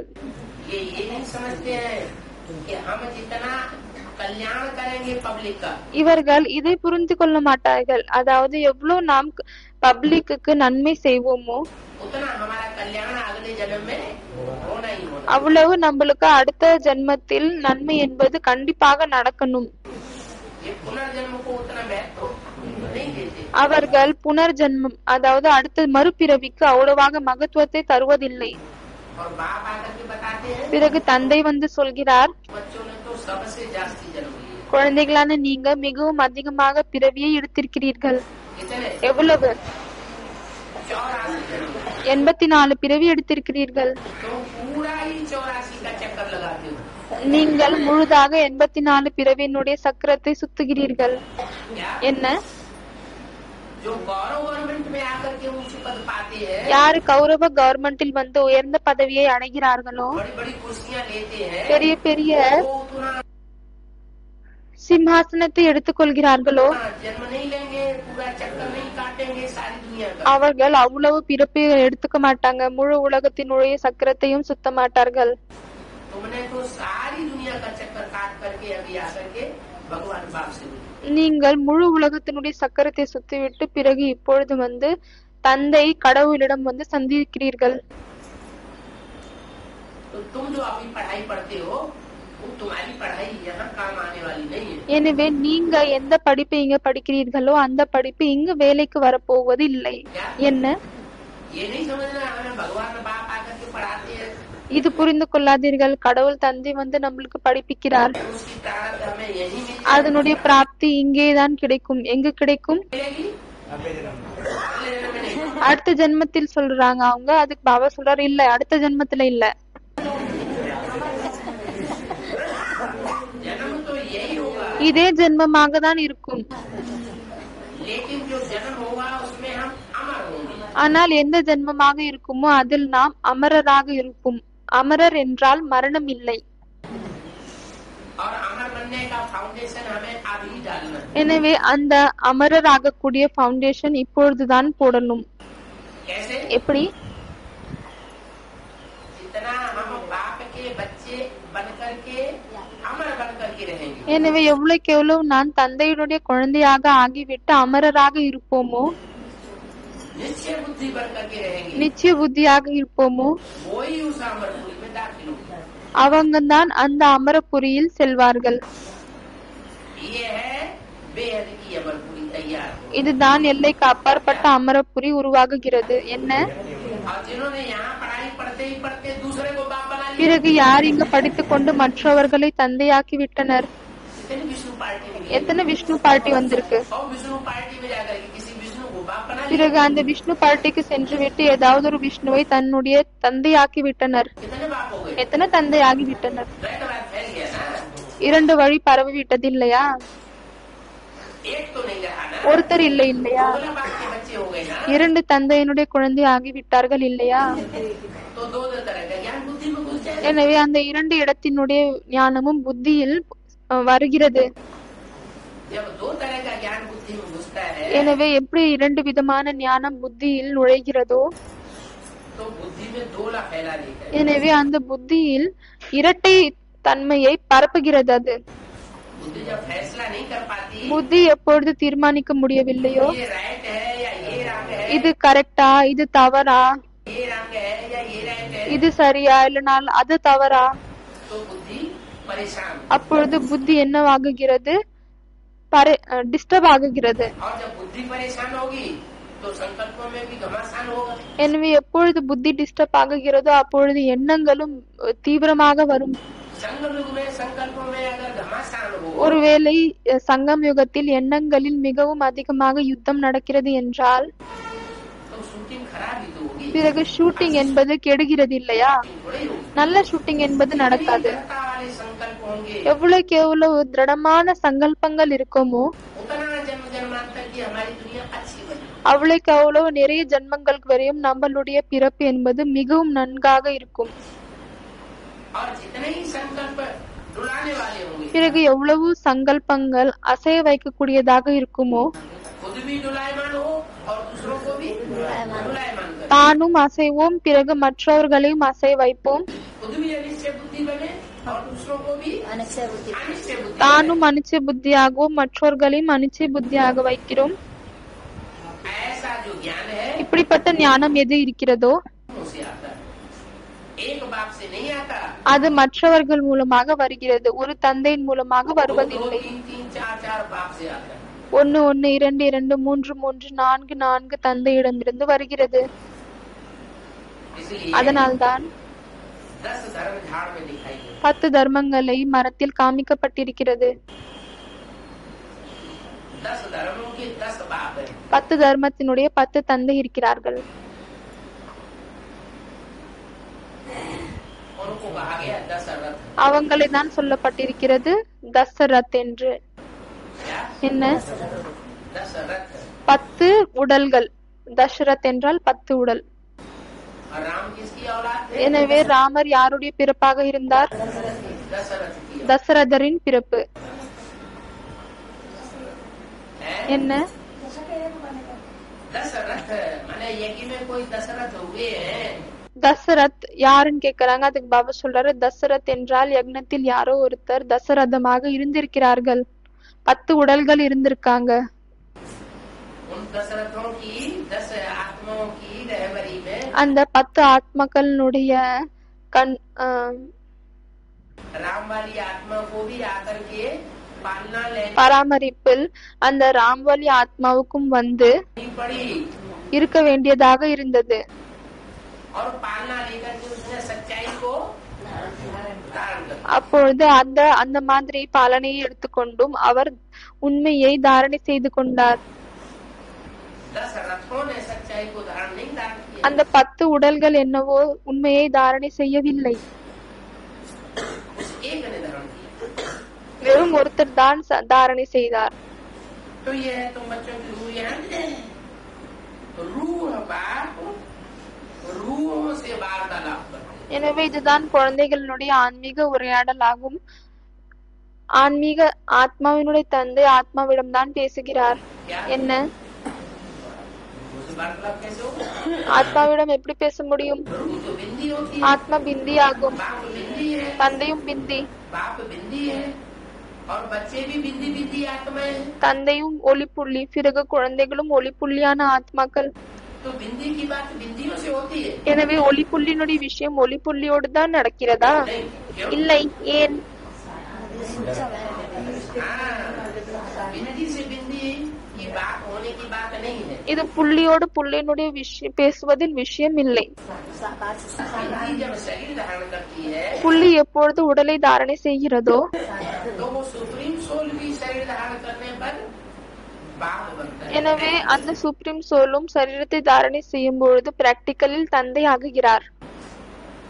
और बच्चे भी शरीर धारण करने पर ही बच्चे बनते हैं। பிறகு குழந்தைகளையும் சரீரம் தாரணை செய்த பிறகுதான் குழந்தைகளாக ऐसे ஆகுகிறார்கள். बच्चे बनते हैं। எப்படிப்பட்ட குழந்தைகள் ஆகுகிறார்கள்? एक वो बच्चे हैं ஒருத்தர் அப்படிப்பட்ட குழந்தைகள் जो आत्म की स्थिति में स्थित होते हैं, யாரு ஆன்மீக நிலையில் நிலைந்திருக்கிறார்கள், पढ़ाई पढ़कर படிப்பை படிக்கிறார்கள், ये पढ़ाई ஈஸ்வரி ஆன்மீக படிப்பை படித்துவிட்டு.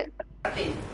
और एक वो बच्चे होते பிறகு हैं ஒருத்தர் அப்படிப்பட்ட குழந்தைகளாக இருக்கிறார்கள் जो ईश्वरीय पढ़ाई तो पढ़ते हैं யாரு ஈஸ்வரிய படிப்பை படிக்கிறார்கள், लेकिन आत्म की स्थिति धारण नहीं करते।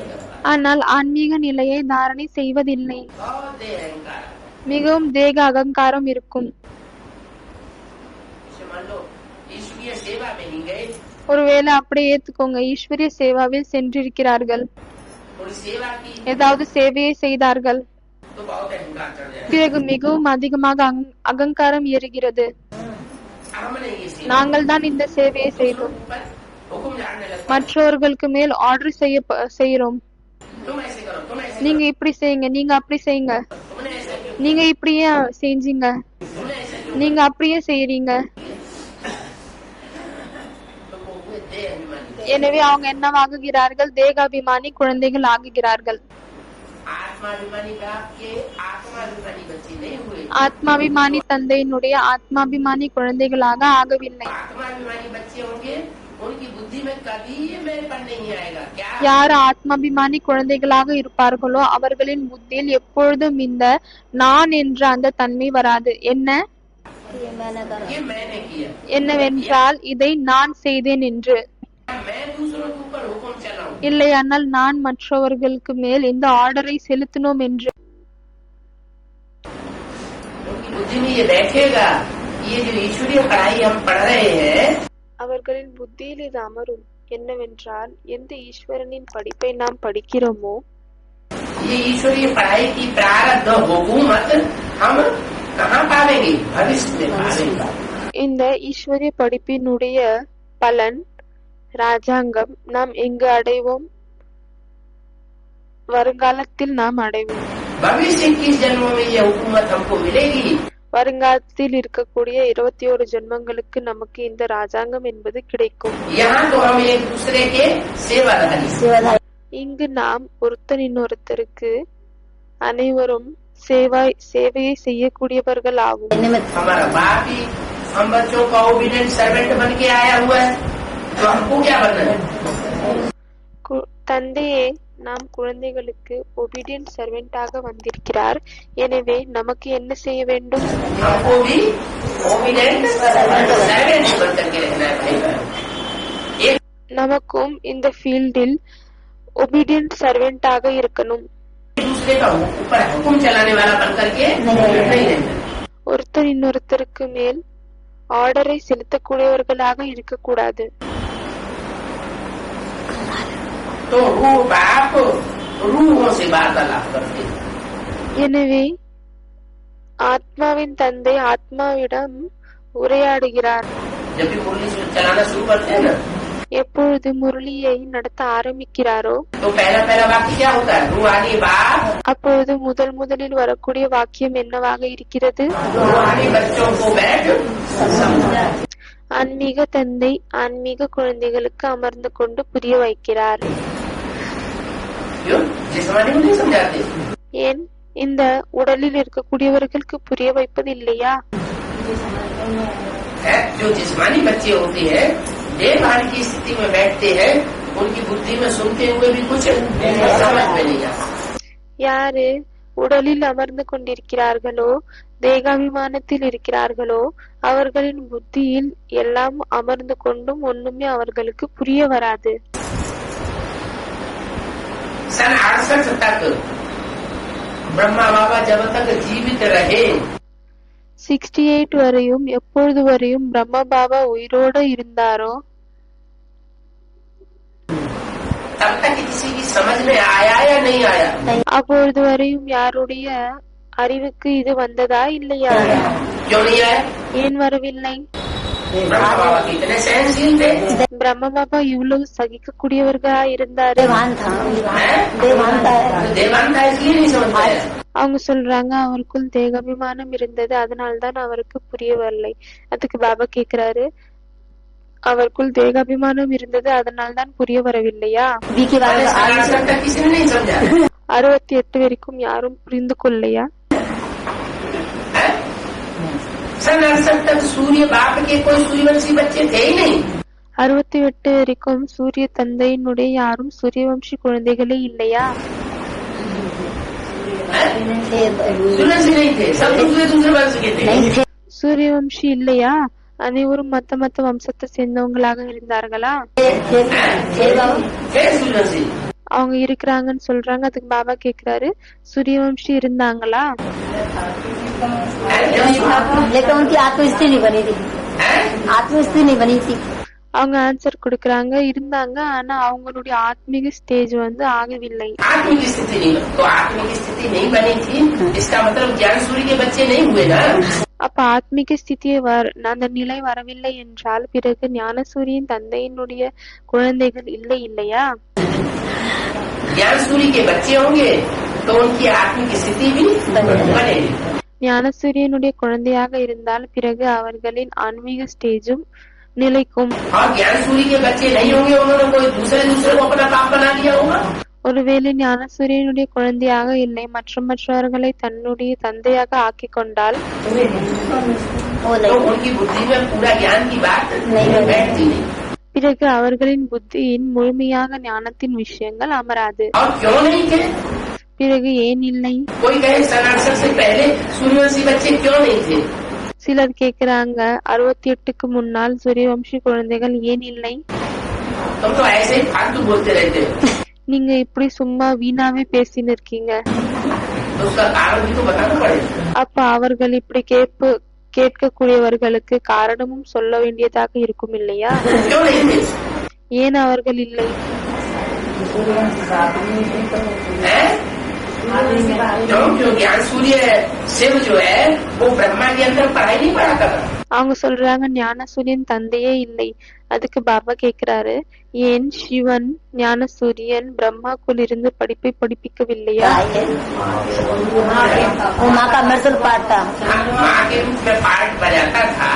அவங்க சொல்றாங்க அவங்களுடைய பாட் அம்மாவினுடையது மிகவும் சகிக்கக்கூடிய பாட்டாக இருந்தது. அதுக்கு பாபா சொல்றாரு, ஆமா அம்மாவின் மூலமாக படிப்பை சொல்லி கொடுத்தார், ஆனாலும் அவர் ஞானசூரியனாக தானே இருந்தார்.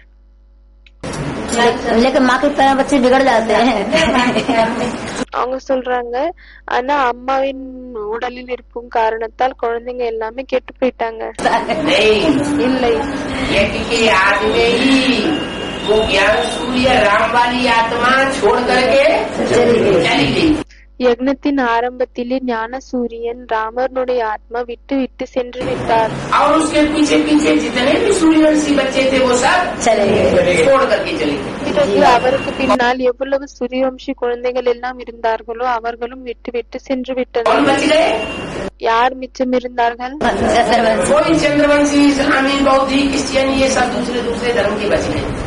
அதேதான் இஸ்லாமி, பௌத்தி, கிறிஸ்டியன், சந்திரவன்சி மத்த தர்மத்தை சேர்ந்தவங்க மீதி இருந்துட்டார்கள். तो वो तो दूसरे धर्म पिताओं से प्रभाव में आ जाने वाले. எனவே அவர்கள் மத்த தர்ம பிதாக்களுடைய பிரபாவத்தில் வரக்கூடியவர்களாக இருக்கிறார்கள். दो दो बाप बनाने वाले हैं. இரண்டு இரண்டு தந்தையை வைத்துக் கொள்ளக்கூடியவர்கள் ஆவார்கள். दो बोले हैं तो उनकी बुद्धि में एक बात का ज्ञान नहीं बैठता. அவர்கள் இரண்டு வழியில் வரக்கூடியவர்கள் ஆவார்கள். எனவே அவரின் புத்தியில் இந்த ஒரு தந்தையினுடைய ஞானம் அமராது. इसलिए मुरली बोला है, அதனால்தான் முரளியில் சொல்லியிருக்கிறார், जो जिस धर्म का होगा वो खुशी की बात मानेगा. யார் எந்த தர்மத்தை சேர்ந்தவங்களாக இருப்பார்களோ அவர்கள் அந்த தர்மத்தினருடைய விஷயத்தை தான் ஏற்றுக்கொள்வார்கள். और दूसरे किसी की बात मानने वाला नहीं. மற்ற யாருடைய விஷயத்தையும் ஏற்றுக்கொள்ளக்கூடியவர்கள் இல்லை. तो ब्रह्मा बाबा ने जब शरीर छोड़ दिया, எனவே பிரம்ம பாபா எப்பொழுது சரீரத்தை விட்டு விட்டாரோ उसके बाद அதற்கு वो பின்னால் ज्ञान सूर्य राम वाली आत्मा அந்த ஞான சூரியன் ராமனுடைய ஆத்மா यज्ञ में आती है யக்னத்தில் வருகிறார். और यज्ञ में आकर के பிறகு யக்னத்தில் வந்துவிட்டு ज्ञान सूर्य बाप उसमें प्रवेश करते हैं. ஞான சூரியன் தந்தை அவருக்குள் நுழைகிறார். बाप के रूप में நுழைந்துவிட்டு தந்தையின் ரூபத்தில் 76 में प्रत्यक्ष, 76 பிரத்யட்சமாகிறார், வெளிப்படுகிறார். जिसे 76 को बाप का प्रत्यक्षता वर्ष मनाया. அதனால்தான் அந்த 76 தந்தையினுடைய வெளிப்படக்கூடிய வருடம் என்று கொண்டாடப்பட்டது. कौन से बाप का प्रत्यक्षता वर्ष? எந்த தந்தையினுடைய வெளிப்படுதல் வருடம்? विधर्मियों के बाप का प्रत्यक्षता वर्ष नहीं, விதர்மிகளின் தந்தையினுடைய வெளித்தோன்றும் வருடம் இல்லை, सूर्यवंशियों के बाप का प्रत्यक्षता वर्ष. சூரியவம்சி தந்தையினுடைய வெளித்தோன்றும் வருடம். तो वो सूर्यवंशी बाप कहते हैं, எனவே அந்த சூரியவம்சி தந்தை சொல்கிறார், सूर्यवंशियों के बाप कहते हैं சூரியவம்சிகளின் தந்தை சொல்கிறார், कि मैं रूह हूँ. क्या मैं 5000 वर्ष के षष्ठ चक्र में कभी भी एक सेकंड के लिए भी देवान में नहीं आता हूँ. நான் 5000 வருடங்களின் சிருஷ்டி சக்கரத்தில் ஒரு செகண்டும் தேகாபிமானத்தில் வருவதில்லை. जो देवान में आते हैं யார் தேகாபிமானத்தில் வருகிறார்களோ वो फिर जन्म मरण की चक्कर से. பிறகு அவர்கள் ஜன்ம மரணத்தில் मैं कभी வருகிறார்கள். भी देवान में नहीं आता, इसलिए நான் எப்பொழுதும் தேகாபிமானத்தில் வருவதில்லை, அதனால் எப்பொழுதும் பிறப்பு சக்கரத்திலும் வருவதில்லை. मैं जन्म मरण के चक्र में नहीं आता. तो जो देवान है எனவே எந்த தேகாபிமானம் இருக்கிறதோ वो नीचे गिराने वाला. அதுதான் கீழே விழ வைக்கக்கூடியதாகும். सुप्रीम सोल देवान में आता नहीं, சுப்ரீம் சோல் தேகாபிமானத்தில் इसलिए वो வருவதில்லை, न नीचे गिरता है அதனால்தான் அவர் கீழேயும் விழுவதில்லை, और न दूसरों को नीचे गिराता है. वो सदैव कल्याणकारी है. பிறகு மற்றவர்களையும் கீழே வீழ வைப்பதில்லை. ஏனென்றால் அவர் எப்பொழுதும் நன்மை செய்யக்கூடியவர் ஆவார். वो कभी भी अकल्याणकारी नहीं है, इसलिए அவர் எப்பொழுதும் தீங்கு செய்யக்கூடியவர் இல்லை. उसका नाम क्या है? सदाशिव. அதனால்தான் அவர் பெயர் என்ன? சதாசிவன், எப்பொழுதும் நன்மை செய்யக்கூடியவர். शंकर के मस्तक में जो उनकी प्रवेशता की यादगार दिखाई जाती है, वो यादगार भी तीसरे नेत्र के रूप में, उसका नाम क्या है? तीसरे नेत्र का அதனால்தான் சங்கருடைய நெற்றியில் எந்த மூன்றாவது கண்ணு நினைவார்த்தமாக காமிக்கப்பட்டிருக்கிறதோ அதனுடைய பெயர் என்ன? सदाशिव, शिव नेत्र. சதாசிவன், சிவன் நேத்திரம். ऐसा नेत्र இப்படிப்பட்ட நேத்திரம் कल्याणकारी, நன்மை செய்யக்கூடிய கண்கள். जो भस्मासुर जैसे पार्ट बजाने वाले, யாரு பஸ்மாசுரன் போல பார்ட்டை செய்யக்கூடியவர்கள் இருக்கிறார்களோ, कंसी जरासंधी जैसे पार्ट बजाने वाले हैं, கம்சர் ஜராசிந்தர் போல பாட் செய்யக்கூடியவர்கள் இருக்கிறார்களோ, उनके ऊपर भी कल्याण की दृष्टि है. அவர்களின் மேலும் நன்மைக்கான பார்வையை வைக்கக்கூடியவர். इनका भी कल्याण कल्याण हो जाए, இவர்களுக்கும் நன்மை என்பது நடக்கணும். कल्याण हो जाए, ये भी स्वर्ग में आ जाए. என்ன நன்மை ஏற்படணும்? என்னவென்றால் இவர்களும் சொர்க்கத்திற்கு வரணும். ये भी स्वर्ग के सुख हो गए. இவர்களும் சொர்க்கத்தின் சுகத்தை அனுபவிக்கணும்.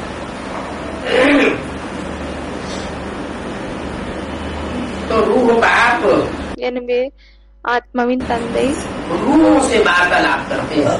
ஆத்மாவிடம் உரையாடுகிறார். ज्ञान का जो वार्तालाप होता है ஞானத்தின் எந்த உரையாடல் இருக்கிறதோ वो रूहानी बच्चों के साथ होता है, அது ருஹானி குழந்தைகளிடம் தான் நடக்கிறது. देह अभिमानी बच्चों के साथ नहीं होता. आपका वार्तालाप नहीं होता. தேகாபிமானி குழந்தைகளோடு தந்தையோட உரையாடல் என்பது நடக்காது. अपने बाप उनसे बात भी नहीं करते. नहीं, பிறகு ஆன்மீக தந்தை அவரிடம் பேசக்கூட மாட்டார். और न वो सुनते हैं. பிறகு அவர் கேட்பதும் இல்லை. क्लास में भी बाप की बात को ध्यान से नहीं सुनेंगे. பிறகு அவர்கள் கிளாஸிலும் தந்தையினுடைய விஷயத்தை கவனமாக கேட்க மாட்டார்கள். इधर उधर खाना खुशी करेंगे, இங்கு அங்கு காதில் குசு குசு பேசுவார்கள். एक दूसरे से बातें करेंगे, ஒருத்தர் இன்னொருத்தரிடம் பேசுவார்கள். इधर उधर छुप छुप के इधर उधर देखते रहेंगे, மறைந்திருந்து இங்கு அங்கு பார்த்து கொண்டே இருப்பார்கள். उधर देखेंगे उधर देखेंगे. இங்கு பார்ப்பார்கள், அங்கு பார்ப்பார்கள். देखने से पता चलेगा कि हाँ ये तो पूरे बंदर समझ रहे हैं. பார்க்கும் பொழுது தென்படும், அதாவது இவங்க முழுமையாக குரங்கு சம்பிரதாயத்தில் சேர்ந்தவர்கள் என்று. अरे बुद्धि में नहीं रहता है, कौन आया हुआ है? அரே புத்தியிலே இது அமர்வதில்லை, யார் வந்திருக்கிறார்? ऊंचे ऊंचे बाप हमारे सामने आया हुआ है, உயர்ந்ததிலும் உயர்ந்த தந்தை நமக்கு முன்னால் तो வந்திருக்கிறார். हमारी दृष्टि की नजर कहाँ पर टिकी रहनी चाहिए? பிறகு நம்மளுடைய பார்வை எங்கிருக்கணும்? एक बाप के ऊपर टिकना चाहिए. ஒரு தந்தையின் மேல் தான் நிலைத்திருக்கணும். तो बाप कहते हैं मैं अपने बच्चों से वार्तालाप करता हूँ. எனவே தந்தை சொல்கிறார், நான் என்னுடைய குழந்தைகளோடு உரையாடுகிறேன். என்ன குழந்தைகள்? देह अभिमानी बाप है யாரு தேகாபிமானி தந்தையாக இருக்கிறாரோ, जो मनुष्यों के बाप है, மனிதர்களின் தந்தையாக இருக்கிறாரோ, उनसे बात नहीं करता. அவர்களோடு பேசுவதில்லை. अपने को आत्मा समझना है तो बाप भी बात करेंगे. தன்னை ஆத்மா என்று புரிந்து கொள்ளணும். பிறகு தந்தையும் பேசுவார். अपन को आत्म की स्थिति में नहीं बैठाएंगे, नहीं प्रैक्टिस करेंगे தன்னை ஆத்மீக நிலையில் அமர வைப்பதில்லை, பிராக்டிஸ் செய்வதில்லை. तो बाप तुमसे बात भी பிறகு தந்தை உங்களிடம் பேச மாட்டார். हम आत्मा एक शरीर छोड़ दूसरा लेके आई है. நம்ம ஆத்மா ஒரு சரீரத்தை விட்டு இன்னொன்னு எடுத்துக்கொண்டே வந்திருக்கிறோம். ये बुद्धि में सदैव धारण रहे. क्या இது எப்பொழுதும் புத்தியில் இந்த தாரணை இருக்கணும். என்ன? पता नहीं 84 जन्म में हमने कितने कैसे कैसे कहाँ कहाँ क्या क्या जन्म लिए. நமக்கு தெரியவில்லை. 84 பிறவிகளில் நாம் எங்கே எங்கே எப்படிப்பட்ட ஜென்மங்களை எடுத்திருக்கிறோம். कब अहंकार नहीं आना चाहिए. எப்பொழுதும் அகங்காரம் வரக்கூடாது. क्या என்ன? कि मैं इतना बड़ा वकील हूँ, நான் இவ்வளவு பெரிய मैं வக்கீல், इतने बड़ी पोस्ट पर स्थायी होने वाला अधिकारी हूँ, நான் இவ்வளவு பெரிய போஸ்டில் அமரக்கூடிய அதிகாரி ஆவேன், मैं इतना बड़ा धनवान हूँ. நான் இவ்வளவு பணக்கார ஆவேன். अरे அரே, इस जन्म में धनवान हूँ, இந்த ஜென்மத்தில் பணக்காராக இருக்கிறீர்கள். पिछले जन्म में क्या था कुछ पता है? கடந்த ஜென்மத்தில் எப்படி இருந்தீர்கள் என்று ஏதாவது ஞாபகம் இருக்கிறதா? नहीं. இல்லை. तो मैं आत्मा हूँ. எனவே நான் ये ஆத்மா. सदैव बुद्धि में बैठा रहे. இது எப்பொழுதும் புத்தியில் இருக்கணும். आत्मा मेल भी बनती है और आत्मा फीमेल भी बनती है. ஆத்மா மேல் ஆகுகிறது, பிறகு ஆத்மா ஃபீமேல் ஆகவும் ஆகுகிறது. आत्मा जब मेल बनती है ஆத்மா எப்பொழுது ஆண் ஆகுகிறதோ तो उसमें दुर्योधन दुशासन के संस्कार जरूर आ जाते हैं. பிறகு அதில் துரியோதன் துஷாசனனுடைய சம்ஸ்காரங்கள் கண்டிப்பாக வருகிறது. क्या என்ன? दुर्योधन पने के और दुशासन पने के संस्कार आ जाते हैं. துரியோதன் தன்மை, பிறகு துஷாசன் தன்மையினுடைய சம்ஸ்காரங்கள் வருகிறது. और जब फीमेल बनती है பிறகு எப்பொழுது ஃபீமேல் ஆகுகிறதோ तो द्रौपदी सीता और पार्वती के संस्कार आ जाते हैं. பிறகு திரௌபதி, சீதை, பார்வதியினுடைய சம்ஸ்காரங்கள் வருகிறது. माने प्योरिटी के संस्कार आ जाते हैं. அப்படியானால் தூய்மையினுடைய சம்ஸ்காரங்கள் வருகிறது. जैसे कन्या माताएं भारत की है, उनकी बुद्धि में ये रहता है कि मेरा तो एक कहीं ऐसा न हो जाए इसे एक को छोड़ना पड़े. எப்படி பாரதிய கன்னியாமாதாக்கள் இருக்கிறார்கள் என்றால் அவர்களுடைய புத்தியில் இது வரும், என்னவென்றால் என்னுடைய ஒரே ஒரு சிவபாபா வேற யாரும் இல்லை. और दुनिया के सामने नाक नीची करनी पड़े. மனதில் இருக்கும் ஒரு அவரை விடக்கூடிய நேரம் வரக்கூடாது, அவரை விடக்கூடிய நேரமும் வரக்கூடாது. பிறகு உலகத்திற்கு முன்னால் நம்மளுடைய மூக்கும் கீழே குனியக்கூடாது. तो आत्मा मेल है और फीमेल जन्म धारण करती है. எனவே ஆத்மா ஆண் பிறகு பெண்ணுடைய பிறப்பை தாரணை செய்கிறது.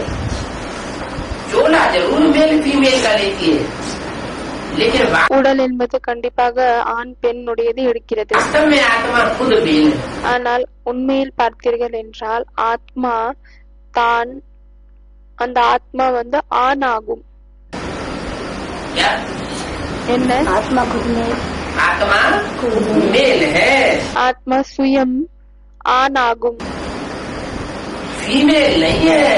ஆத்மா என்பது பெண் இல்லை. आत्मा मेल है, फीमेल नहीं है. माने सुप्रीम सोल जो है वो मेल है या फीमेल है. ஆத்மா மேலாகும், ஃபீமேல் இல்லை. எனவே சுப்ரீம் சோல் ஆத்மா இருக்கிறார், அவர் ஆணா பெண்ணா? है? सुप्रीम सोल मेल है या फीमेल है. சுப்ரீம் சோல் ஆணா பெண்ணா? मेल. ஆண். और बाकी आत्मा, பிறகு மற்ற ஆத்மாக்கள், बाकी आत्माएं उसके मुकाबले அவருக்கு ஒப்பிடும்போது மற்ற ஆத்மாக்கள் सुप्रीम सोल के मुकाबले सब சுப்ரீம் சோலோடு ஒப்பிடும்போது மற்ற அனைத்து ஆத்மாக்களும் பெண் ஆகும். आत्मा ही बाप से वर्षा पाती. ஆத்மா தான் தந்தையிடம் ஆஸ்தியை எடுத்துக்கொள்கிறது. मेल फीमेल दोनों की आत्माएं यहाँ वर्षा पाती. மேல் ஃபீமேல் இருவரின் ஆத்மாக்கள் இங்குதான் ஆஸ்தியை எடுத்துக்கொள்கிறது. तो मेल को वर्षा मिलता है, உலகத்தில் ஆணுக்கு தான் ஆஸ்தி கிடைக்கிறது, फीमेल को वर्षा नहीं मिलता. பெண்ணுக்கு ஆஸ்தி கிடைப்பதில்லை. तो अभी बाप आए हुए हैं इस जन्म में. இப்பொழுது இந்த பிறவியில் தந்தை வந்திருக்கிறார். तो क्या जब से बाप आए हैं तब எப்பொழுதிலிருந்து தந்தை வந்திருக்கிறாரோ से कन्या माताओं को भी थोड़ा वर्षा मिल जाता है. அப்பொழுதிலிருந்து கன்னிகைகள் அம்மாக்களுக்கும் சில ஆஸ்திகள் என்பது கிடைக்க ஆரம்பிக்கிறது. उनका भी हिस्सा लगता है प्रॉपर्टी में. அவர்களுக்கும் ப்ராப்பர்ட்டியில் பங்கு என்பது கிடைக்கிறது. लेकिन उससे पहले ஆனால் அதற்கு முன்னால் बच्ची जब पैदा होती थी பெண் குழந்தை எப்பொழுது பிறந்தார்களோ तो बच्ची का हिस्सा प्रॉपर्टी में नहीं होता. அப்பொழுது பெண் குழந்தைகளுடைய பங்கு ப்ராப்பர்ட்டியில் இருக்காது. बच्ची बड़ी हो जाती, किसी की जाके पत्नी बनती, பெண் குழந்தை பெரிதாகும், பிறகு யாருடைய तो पत्नी மனைவியாக ஆகும். அப்பொழுது का हिस्सा प्रॉपर्टी में नहीं होता. மனைவியினுடைய பங்கு ப்ராப்பர்ட்டியில் இருக்காது. जो बाल बच्चे हैं उनके हिस्से लगते. யாரு குழந்தை குட்டிகள் இருக்கிறார்களோ அவர்களுடைய பங்கு இருந்தது. माँ बनने के बावजूद भी அப்படியானால் அம்மாவாகிய பின்னாலும் माँ को बच्चों के आधीन रहना पड़ता. குழந்தைகளின் கண்ட்ரோலில் இருக்க வேண்டியதாக இருந்தது. और अभी பிறகு இப்பொழுது अभी बाप आए हैं तो बाप का ये प्रभाव बाहर की दुनिया में भी फैल गया. क्या இப்பொழுது தந்தையினுடைய இந்த பிரபாவம் வெளி உலகத்திலும் பரவிவிட்டது. என்ன? कि बच्चियों को भी वर्षा मिलना है बराबर. பெண் குழந்தைகளுக்கும் ஆஸ்தி என்பது கிடைக்கணும். माता है घर में तो माता को भी बराबर हक प्रॉपर्टी में मिलना है. அம்மாவாக இருந்தாலும் அம்மாவிற்கும் ப்ராப்பர்ட்டியில் ஈக்குவலான ஷேர் கிடைக்கணும். तो यहाँ मैंने यहाँ संगम युग में जब बाप आते हैं எனவே இங்கு சங்கம் யுகத்தில் எப்பொழுது தந்தை வருகிறாரோ तो ये परंपरा बन जाते हैं, बनाते हैं அப்பொழுது இந்த பரம்பரை என்பது உருவாக்கப்படுகிறது. कि यहाँ मेल और फीमेल दोनों को वर्षा मिले. இங்கு ஆண் பிறகு பெண் இருவருக்கும் ஆஸ்தி என்பது கிடைக்கிறது. आपका वर्षा क्या है? தந்தையின் ஆஸ்தி என்ன? बाप का वर्षा कौन सी माला है? தந்தையினுடைய ஆஸ்தி என்ன மாலை? हैं? रुद्रमाला है या विजय माला? ருத்ரமாலையா விஜய் மாலையா? रुद्रमाला बाप का वर्षा है। ருத்ரமாலை தான் தந்தையினுடைய ஆஸ்தி. ये राजाओं की माला है। ராஜாக்களின் மாலையாகும். क्या? என்ன? जो भी मणके हैं वो सब அதில் இருக்கக்கூடிய எந்த மணிகள்லாம் இருக்கிறார்களோ राजा बनते हैं। அவர்கள் அனைவரும் ராஜாவாகிறார்கள். रानी बनने वाले कोई नहीं नहीं अच्छा அதில் ராணி ஆகக்கூடியவர்கள் இல்லை. நல்லது, அதில் யாருமே இல்லையா? नहीं अच्छा क्या? என்ன? अच्छा ये बताओ, नारी நல்லது, இதை சொல்லுங்கள். नारी है, नारी है या नर है? பெண் பெண்ணாக இருக்கிறார்களா இல்லையானால் ஆணா? माता पहले बताओ। அம்மாக்கள் முதலில் சொல்லுங்கள். आप नर है? நீங்கள் ஆணா? अभी नारी है या नर है? இப்பொழுது ஆணா இல்லையானால் பெண்ணா? नर है कैसे? பெண்ணா இல்லையானால் ஆணா? ஆண் என்றால் எப்படி? आपकी स्थिति सब नर है। ஆன்மீக ஸ்டேஜில் அனைவரும் ஆணாவார்கள். रुद्रमाला के मन के सब पुरुष है। ருத்ரமணி மாலைகள் அனைவரும் ஆணாவார்கள்.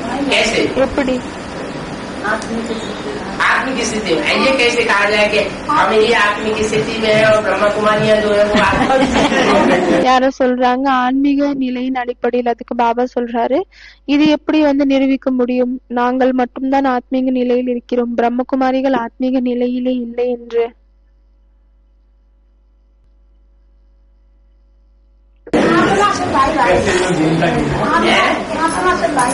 भाई भाई है। அவங்க சொல்றாங்க ஆத்மா ஆத்மா சகோதர சகோதரர்கள். अच्छा நல்லது, तो फिर आप राजा बनेंगे பிறகு நீங்க ராஜாவாகுவீங்களா? हैं? आत्मा आत्मा भाई भाई तो नारी से राजा बनेंगे। எனவே ஆத்மா ஆத்மா சகோதர சகோதரர் என்றால் लेकिन गाय ராஜாவாகுவோமா? नारी से लक्ष्मी बनने का है, नारायण बनने का? எனவே எதற்கு மகிமை இருக்கிறது? ஆணிலிருந்து நாராயணன் ஆகுவதா இல்லையானால் லக்ஷ்மி ஆகுவதா? नारी से लक्ष्मी बनने का है, नारायण बनने का? பெண்ணிலிருந்து லக்ஷ்மி ஆகணுமா இல்லையானால் நாராயணன் ஆகணுமா? नारी से लक्ष्मी बनने का है பெண்ணின் மூலமாக லக்ஷ்மி ஆகுவதுதானே. तो लक्ष्य धारण किया है या नहीं? எனவே லட்சியத்தை தாரணை செய்திருக்கிறீர்களா இல்லையா? लक्ष्य क्या धारण किया? என்ன லட்சியத்தை தாரணை செய்திருக்கிறீர்கள்? नारी से लक्ष्मी बनने का। நாரிலிருந்து லக்ஷ்மி ஆகணும் என்று. अभी राजा बनना है कि रानी बनना है? राजा எனவே இப்பொழுது ராஜாவாகணுமா இல்லையானால் ராணி ஆகணுமா? बाप आ गए तो रानी बनना है। தந்தை வந்து விட்டார் என்றால் ராஜாவாகணுமா? तो फिर क्या बनना पड़ेगा? பிறகு என்னவாக வேண்டியதாக இருக்கும்? नर बनना पड़ेगा। எனவே ஆணாக வேண்டியதாக இருக்குமா? चोला धारण करना पड़ेगा। ஆண் உடலை தாரணை செய்ய வேண்டியதாக இருக்கும். चोला धारण करेंगे। अगर नारी चोला अभी है और नर चोला धारण करेंगे எனவே பெண் உடலாக இருக்கிறது, அதனால் ஆண் உடலை தாரணை செய்ய வேண்டியதாக இருந்தால் तभी तो नारायण बनेंगे। அப்பொழுதுதானே நாராயணனாக ஆக முடியும். अच्छा तो फिर रुद्रमाला में चाहे स्त्रियां है நல்லது, பிறகு ருத்ரமணி மாலையில் பெண்களாக இருக்கலாம், ஆண்களாக இருக்கலாம், चाहे पुरुष है, चाहे मेल है चाहे फीमेल है, वो सब ஆணாக இருக்கலாம் இல்லையானால் பெண்ணாக இருக்கலாம். அவர்கள் அனைவரும் अब क्या है? யாரு? बाप के राजा बच्चे। राजा बच्चे தந்தையினுடைய ராஜா குழந்தைகள் ஆவார்கள். सब आत्मिक स्थिति वाले हैं। அனைவரும் ஆன்மீக நிலையில் இருக்கக்கூடியவர்கள் ஆவார்கள். इसलिए जो आत्मिक स्थिति धारण करते हैं அதனால்தான் யார் ஆன்மீக நிலையை தாரணை செய்கிறார்களோ वो सब मेल बनते हैं। அவர்கள் அனைவரும் மேல் ஆண் ஆகுகிறார்கள். माने स्त्री चोला भले है அப்படியானால் பெண் உடலாக பலே இருக்கலாம், लेकिन अगर बाप की जो पढ़ाई हुई पढ़ाई है, ஆனால் தந்தையின் மூலமாக படிப்பிக்கப்பட்ட படிப்பு என்பது இருக்கிறதோ, उस पढ़ाई को पूरा धारण किया तो नारी चोला होते हुए भी क्या बनेंगे? அந்த படிப்பை முழுமையாக தாரணை செய்தால் பிறகு பெண்ணினுடைய உடலாக இருந்தாலும் என்னவாகுவோம்? नर बनेंगे। ஆண் ஆகுவோம். तो ये हार्मोन्स सारे चेंज हो जाएंगे। எனவே இந்த ஹார்மோன்ஸ் எல்லாமே சேஞ்ச் ஆகும். क्या? என்ன? हार्मोन्स सारे चेंज हो जाएंगे இந்த ஹார்மோன்ஸ் எல்லாமே சேஞ்ச் ஆகும். और नर बन जाएंगे। जब பிறகு ஆண் ஆகி விடுவோம். नर बनेंगे तो राजा बच्चे बनेंगे। எனவே எப்பொழுது ஆண் ஆகுவோமோ அப்பொழுது ராஜா குழந்தையாக ஆகுவோம். रानी को आधीन होना पड़ता है या राजा को आधीन होना पड़ता है? ராணிக்கு கண்ட்ரோல் ஆக வேண்டியதாக இருக்குமாம், இல்லையானால் ராஜாவுக்கு கண்ட்ரோல் ஆக வேண்டியதாக இருக்குமா? रानी को आधीन। और ராணிக்கு தான் கண்ட்ரோலில் இருக்க வேண்டியதாக இருக்கும். हम तो आधीन होने वाले नहीं, बच्चे नहीं। பிறகு நாம் என்பது கண்ட்ரோலில் வரக்கூடிய தந்தையின் குழந்தைகள் இல்லை. बाप से ये पढ़ाई नहीं पढ़ी, நாம் தந்தையிடமிருந்து இந்த படிப்பையே படிக்கவில்லை. क्या भी पढ़ाई पढ़ी? என்ன படிப்பை படிக்கவில்லை? आधीन रहना है न कोई को आधीन। யாரையும் நாம் கண்ட்ரோலில் வைத்துக்க கூடாது, அதே போல் யாருக்கும் கண்ட்ரோலில் வரக்கூடாது. दूसरों को आधीन करेंगे तो खुद भी आधीन रहना पड़े। மற்றவர்களை கண்ட்ரோலில் கொண்டு வந்தால் பிறகு தானும் கண்ட்ரோலில் இருக்க வேண்டியதாக இருக்கும். हमारे स्वतंत्र रहो और स्वतंत्र रहो। என்னவென்றால் சுதந்திரமாக இருங்கள், பிறகு சுதந்திரமாக இருக்க விடுங்கள். इसलिए बोला அதனால் தான் சொல்லியிருக்கிறார், आत्मा है मेल। ஆத்மா ஆணாகும். आत्मा मेल है वास्तव में। உண்மையில் ஆத்மா ஆணாகும். तो जो असली है वास्तव में आत्मा, எனவே இது உண்மையாக ஆத்மாவாக இருக்கிறதோ उसको वही स्वभाव संस्कार धारण करना चाहिए। அதுக்கு அதனுடைய சுபாவ சம்ஸ்காரங்களை தான் தாரணை செய்ய வேண்டியதாக இருக்கணும். मान लो विजय माला होगी ஏற்றுக்கொள்ளுங்கள், ஒருவேளை விஜயமாலா இருக்கும், तो उसमें स्त्री पुरुष नहीं होंगे? எனவே அதில் ஆண் பெண் இருக்க மாட்டார்களா? हैं? उसमें भी स्त्रियां होंगी, पुरुष भी होंगे, அதிலையும் ஆண்களும் இருப்பார்கள், பெண்களும் இருப்பார்கள். लेकिन वो सब क्या बनेंगे? ஆனால் அவர்கள் அனைவரும் என்னவாகுவார்கள்? वो रानी। माने उनमें आधीनता का कुछ न कुछ संस्कार रहेगा। அவர்கள் ராணி ஆவார்கள். என்னவென்றால் அவர்களில் கண்ட்ரோலில் வரக்கூடிய ஏதாவது கொஞ்சம் சம்ஸ்காரங்கள் இருக்கும். भले महारानी भी बने பலே மகாராணியாகவும் ஆகலாம். तो भी किसके अधीन नहीं? ஆனாலும் யாருடைய கண்ட்ரோலில் இருப்பார்கள்? महाराजा के अधीन थे। மகாராஜாவினுடைய கண்ட்ரோலில் இருப்பார்கள்.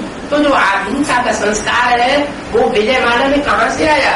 எனவே இந்த கண்ட்ரோலில் இருக்கக்கூடிய சம்ஸ்காரம் விஜயமாலாவில் எங்கிருந்து வந்தது? संगम में कैसे? தங்கம் யுகத்தில் எப்படி? हैं? इन्होंने उन्होंने किसको अधीन बनाया? யாரோ சொல்றாங்க அவங்க கண்ட்ரோல்ல எடுத்துக்கினாங்க. அதுக்கு பாபா கேக்குறாரு, அவங்க யார கண்ட்ரோல்ல எடுத்துக்கினாங்க? हैं? वो अधीन बना रहे प्रजा। பிரஜைகளை உருவாக்குறாங்க. அதுக்கு பாபா கேக்குறாரு, நீங்க உங்களுடைய பிரஜைகளை உருவாக்கவில்லையா என்ன? नहीं, இல்லை, இந்த விஷயம் இல்லை. माने वो अभी भी उसी को फॉलो कर रहे हैं, ब्रह्मा को। ஏனென்றால் அவர்களும் இன்னும் வரையும் அதே பிரம்மாவை தான் ஃபாலோ செய்கிறார்கள். इसको फॉलो कर रहे हैं, யாரை ஃபாலோ செய்கிறார்கள்? ब्रह्मा को फॉलो कर रहे हैं। பிரம்மாவை தான் ஃபாலோ செய்கிறார்கள். जिस ब्रह्मा को उसके बच्चों ने हार्ट फेल कर दिया। எந்த பிரம்மாவை அவர்களுடைய குழந்தைகள் ஹார்ட் ஃபெயில் அடைய வைத்தார்கள். इतना आदमी बनाए, इतना मजबूर कर दिया। இவ்வளவு அடிமையாகி விட்டார்கள், இவ்வளவு கட்டாயமாகிவிட்டது. उसी ब्रह्मा को फॉलो करते हैं। அதே பிரம்மாவை தான் அவர்கள் ஃபாலோ செய்கிறார்கள். तो जिसको फॉलो करेंगे वैसे ही बनेंगे। எனவே யாரை ஃபாலோ செய்கிறார்களோ அப்படிப்பட்டவர்களாக தான் ஆவார்கள். अगर स्वतंत्र रहा हो और स्वतंत्र रहने दो, ஒருவேளை சுதந்திரமாக இருக்கணும், பிறகு சுதந்திரமாக இருக்க விடணும். ऐसा गुण धारण करने वाले को फॉलो करेंगे இப்படிப்பட்ட குணத்தை தாரணை செய்யக்கூடியவர்களை ஃபாலோ செய்தால் तो ऐसे ही बनेंगे। பிறகு அப்படிதான் ஆகும். एक है सूर्य ஒருத்தர் சூரியன் और ஆவார், एक है चंद्रमा। ஒருத்தர் சந்திரன் ஆகும். चंद्रमा रोशनी के लिए किसके अधीन है? சந்திரன் வெளிச்சத்திற்காக யாருடைய அடிமையாக இருக்கிறது? तो सूर्य के अधीन। சூரியனுடைய அடிமையாக இருக்கிறது. रोशनी चंद्रमा को सूर्य से मिलती है। சந்திரனுக்கு ஒளி சூரியனிடம் இருந்து கிடைக்கிறது. और पृथ्वी को भी रोशनी सूर्य से। जितने भी பிறகு இந்த பூமிக்கும் ஒளி யாரிடமிருந்து கிடைக்கிறது? சூரியனிடமிருந்து கிடைக்கிறது. चांद सितारे हैं, எவ்வளவு நிலாக்கள் நட்சத்திரங்கள் இருக்கிறதோ, जितने भी ग्रह उपग्रह है, எவ்வளவு கிரகங்கள் உபகிரகங்கள் उनको இருக்கிறதோ रोशनी किससे मिलती है? सूर्य से। அவர்களுக்கு வெளிச்சம் எங்கிருந்து கிடைக்கிறது? सूर्य से मिलती है। சூரியனிடமிருந்து வெளிச்சம் என்பது கிடைக்கிறது. अच्छा, நல்லது. तो सारे अधीन हो जाने எனவே அனைவரும் அடிமையாக இருக்க வேண்டும். चाहिए 9 लाख। முழு 9 லட்சமும் 9 लाख सितारे फिर सारे अधीन होने चाहिए कि नहीं? பிறகு அனைத்து 9 லட்சம் நட்சத்திரங்களும் அடிமையாக இருக்க வேண்டுமா இல்லையா? फिर பிறகு है? तो समय जो 9 लाख सितारे हैं कि नहीं? 9 லட்சம் நட்சத்திரங்கள் இருக்குதா இல்லையா? गाए हुए हैं ना? பாடப்பட்டிருக்கிறது இல்லையா? तो 9 लाख सितारे जो है वो सारे रोशनी किससे लेते हैं? எனவே அந்த 9 லட்சம் நட்சத்திரங்கள் அனைவரும் யாரிடமிருந்து வெளிச்சத்தை எடுத்துக் கொள்கிறார்கள்? सूर्य से रोशनी लेते हैं। சூரியனிடமிருந்து வெளிச்சத்தை எடுத்துக் तो கொள்கிறார்கள். सारे अधीन हो गए ना चंद्रमा की तरह। எனவே அனைவரும் சந்திரனை போல் அது அடிமையாக இருக்கிறார்கள் இல்லையா? नहीं कैसे? இல்லையா? எப்படி? कैसे अच्छा नंबरवार भी सही। வரிசைகரமாக இருக்கிறார்கள் என்று சொல்கிறார்கள். அதுக்கு பாபா சொல்றார், நல்லது, வரிசைகரமாக இருந்தாலும் लेकिन होते तो आदमी है ना? ஆனால் அவர்கள் அடிமையாக தானே இருக்கிறார்கள். பிறகு नहीं, आदमी तो है। இல்லை, அடிமையாக இருக்கிறார்கள். ஆனால் सितारे सभी रोशनी लेते हैं सूर्य से। நட்சத்திரங்கள் அனைவரும் சூரியனிடமிருந்து வெளிச்சத்தை எடுத்துக் लेकिन கொள்கிறார்கள். एक वो सितारे हैं ஆனால் ஒருத்தர் அப்படிப்பட்ட நட்சத்திரங்கள் இருக்கிறார்கள், जो अपने रोशनी को सूर्य की रोशनी में मर्ज कर देते हैं। யார் தன்னுடைய ஒளியை சூரியனின் வெளிச்சத்தோடு கலந்து விடுகிறார்கள். क्या? என்ன? और एक वो है பிறகு ஒருத்தர் இப்படிப்பட்டவர்கள் ஆவார்கள், யாரு जो अपनी रोशनी को सूर्य की रोशनी में मर्ज नहीं करते। தன்னுடைய வெளிச்சத்தை சூரியனோட வெளிச்சத்தோடு கலக்க மாட்டார்கள். अपना प्रभाव फैलाते हैं। தன்னுடைய பிரபாவத்தை அவர்கள் பரப்புகிறார்கள். நாங்களும் ஒருத்தவங்க இருக்கிறோம். हम भी कुछ है।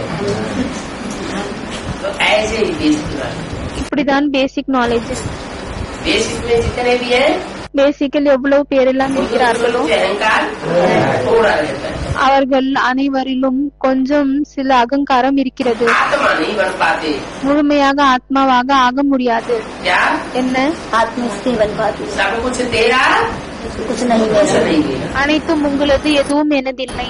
ये स्टेज उनकी नहीं धारण हो पाती। இந்த ஸ்டேஜ் அவர்களுக்கு தாரணமாகுவதில்லை. मैंने अपनी रोशनी को அப்படியானால் தன்னுடைய उस வெளிச்சத்தை ज्ञान सूर्य की रोशनी में அந்த ஞான சூரியனின் வெளிச்சத்தில் पूरा मर्ज नहीं कर पाते। முழுமையாக கலக்க முடியாது. इसलिए वो आदमी அதனால்தான் அவர்கள் அடிமையாக और இருக்கிறார்கள். जो पूरा ही मर्ज कर देते हैं பிறகு யார் முழுமையாக கலக்கிறார்களோ वो அவர்கள் पक्के स्वाधीन बनते हैं। பக்காவாக சூரிய வம்சி சுதந்திரமாகுகிறார்கள்.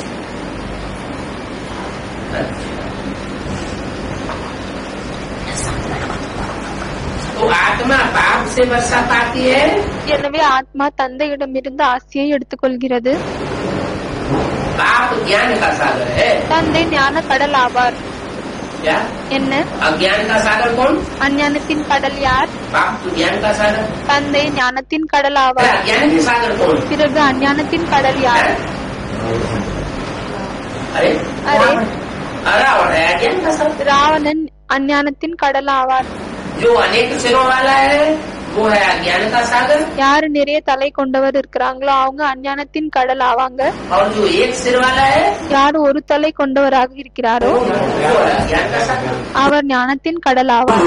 रामलीला खेलते हैं तो राम को कितना सर दिखाते हैं? ராம்லீலா விளையாடுகிறார்கள். அப்பொழுது ராமருக்கு எத்தனை தலை காமிக்கிறார்கள்? एक सर दिखाते हैं। ஒரு தலை इसका क्या காமிக்கிறார்கள். मतलब हुआ? அதனுடைய அர்த்தம் என்ன? एक बुद्धि से एक ही तरह की बात निकलती है, ஒரு புத்தியின் மூலமாக ஒரு விதமான விஷயம்தான் வருகிறது, दूसरी तरह की बात नहीं निकलती। இரண்டாவது விதமான விஷயம் வராது। और जो 10 सिर वाला है பிறகு யாரு 10 தலை கொண்டவர்களாக இருக்கிறார்களோ कितनी बातें करेगा? அவர்கள் எத்தனை விஷயத்தை பேசுகிறார்கள்? 10 तरह की बातें।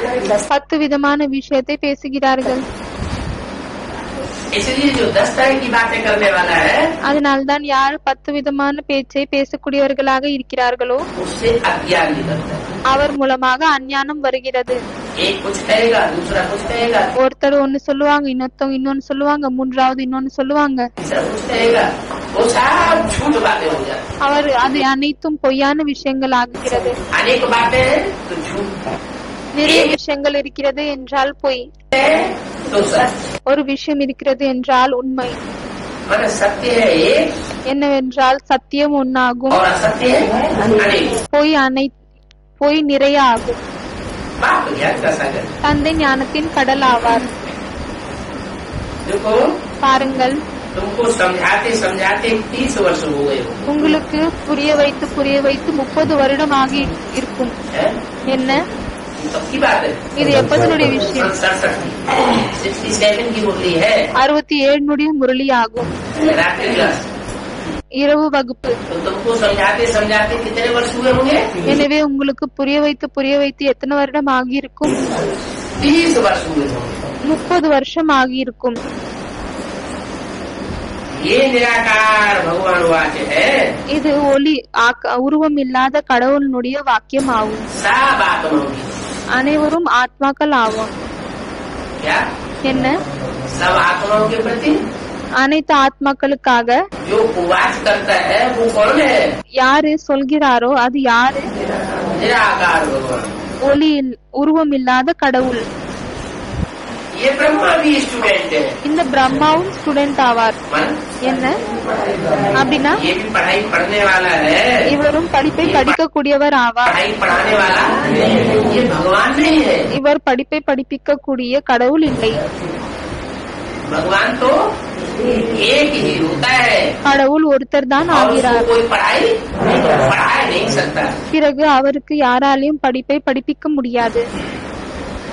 और ब्रह्मा को किसने पढ़ाई पढ़ाई? பிறகு பிரம்மாவுக்கு யார் படிப்பை படிப்பித்தாங்க? कब? சிவபாபான்னு சொல்றாங்க। அப்ப பாபா கேக்குறாரு, எப்பொழுது? यज्ञ के आदि में யக்னத்தின் ஆரம்பத்தில் मुरली में तो आता है ना, ऐसे ऐसे बच्चे முரளியில் வருகிறது இல்லையா? இப்படிப்பட்ட குழந்தைகளும் இருந்தார்கள்। யாரு?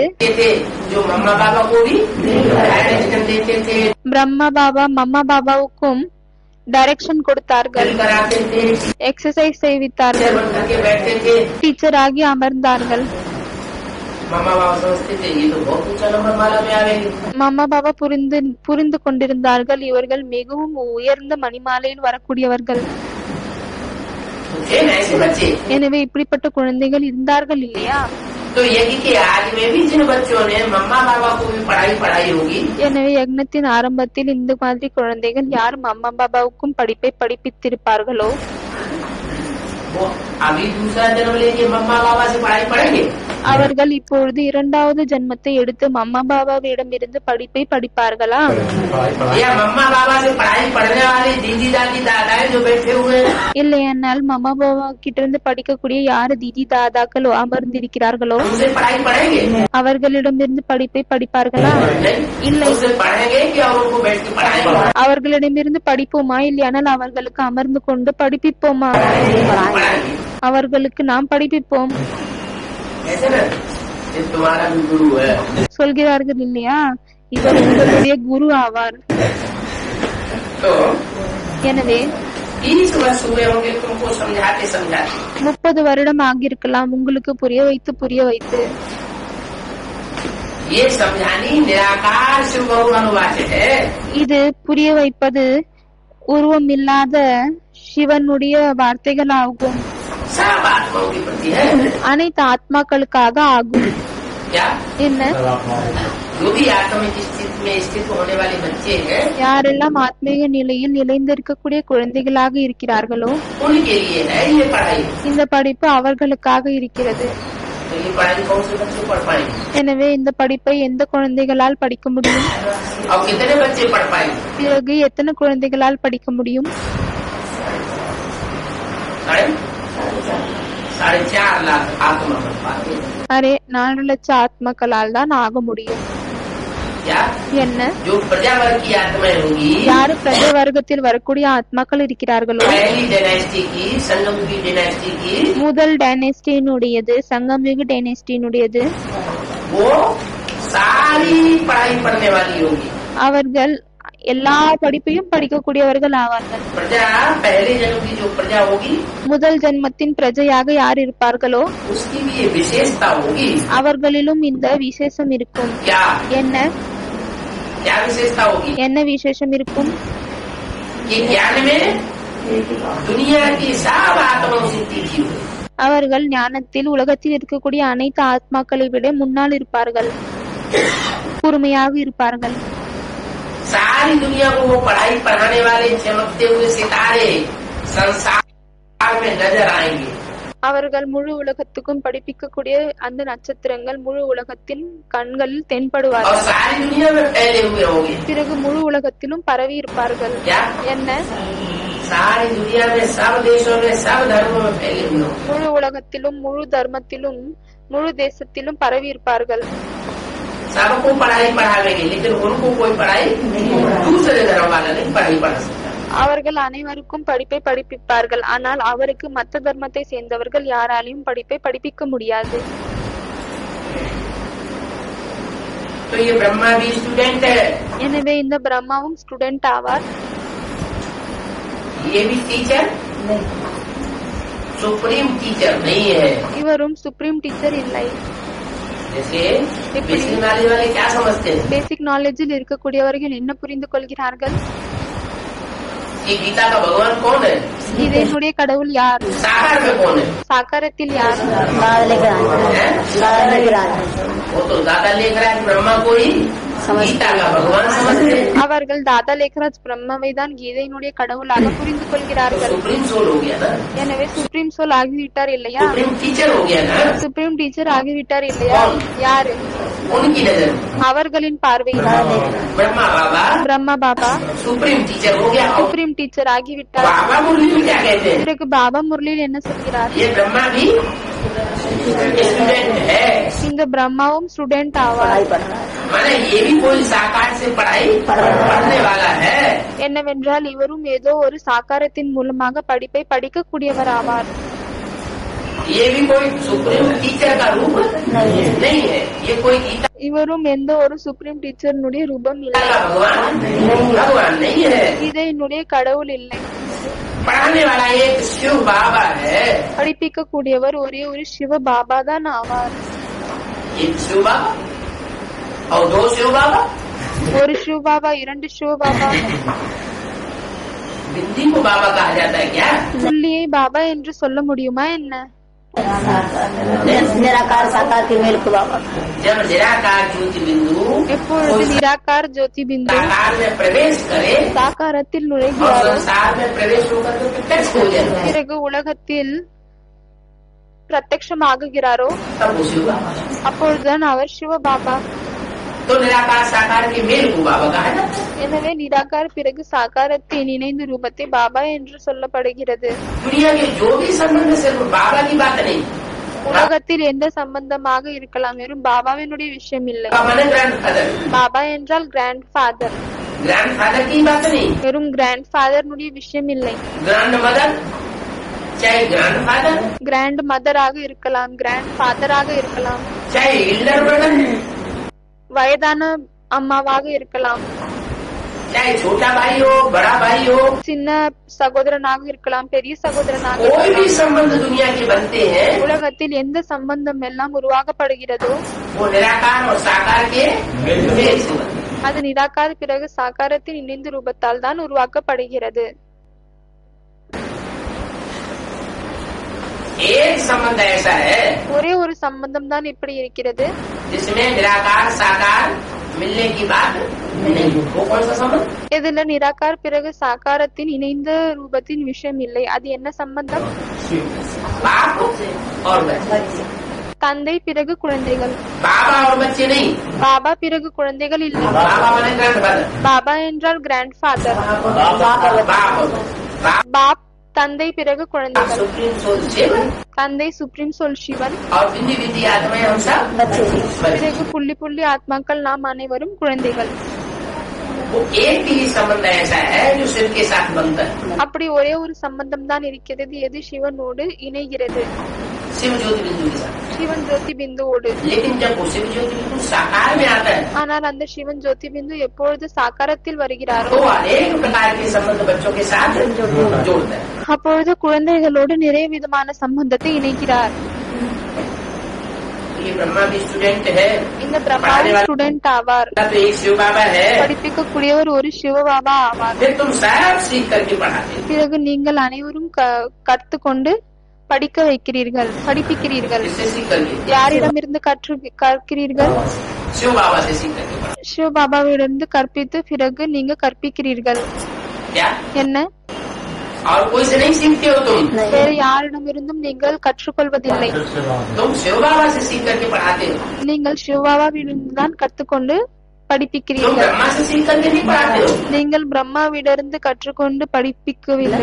ब्रह्मा खुद अभी भी पढ़ाई पढ़ता है. பிரம்மா இப்பொழுதும் அவர் படிப்பை படித்துக் கொண்டு இருக்கிறார். क्या என்ன?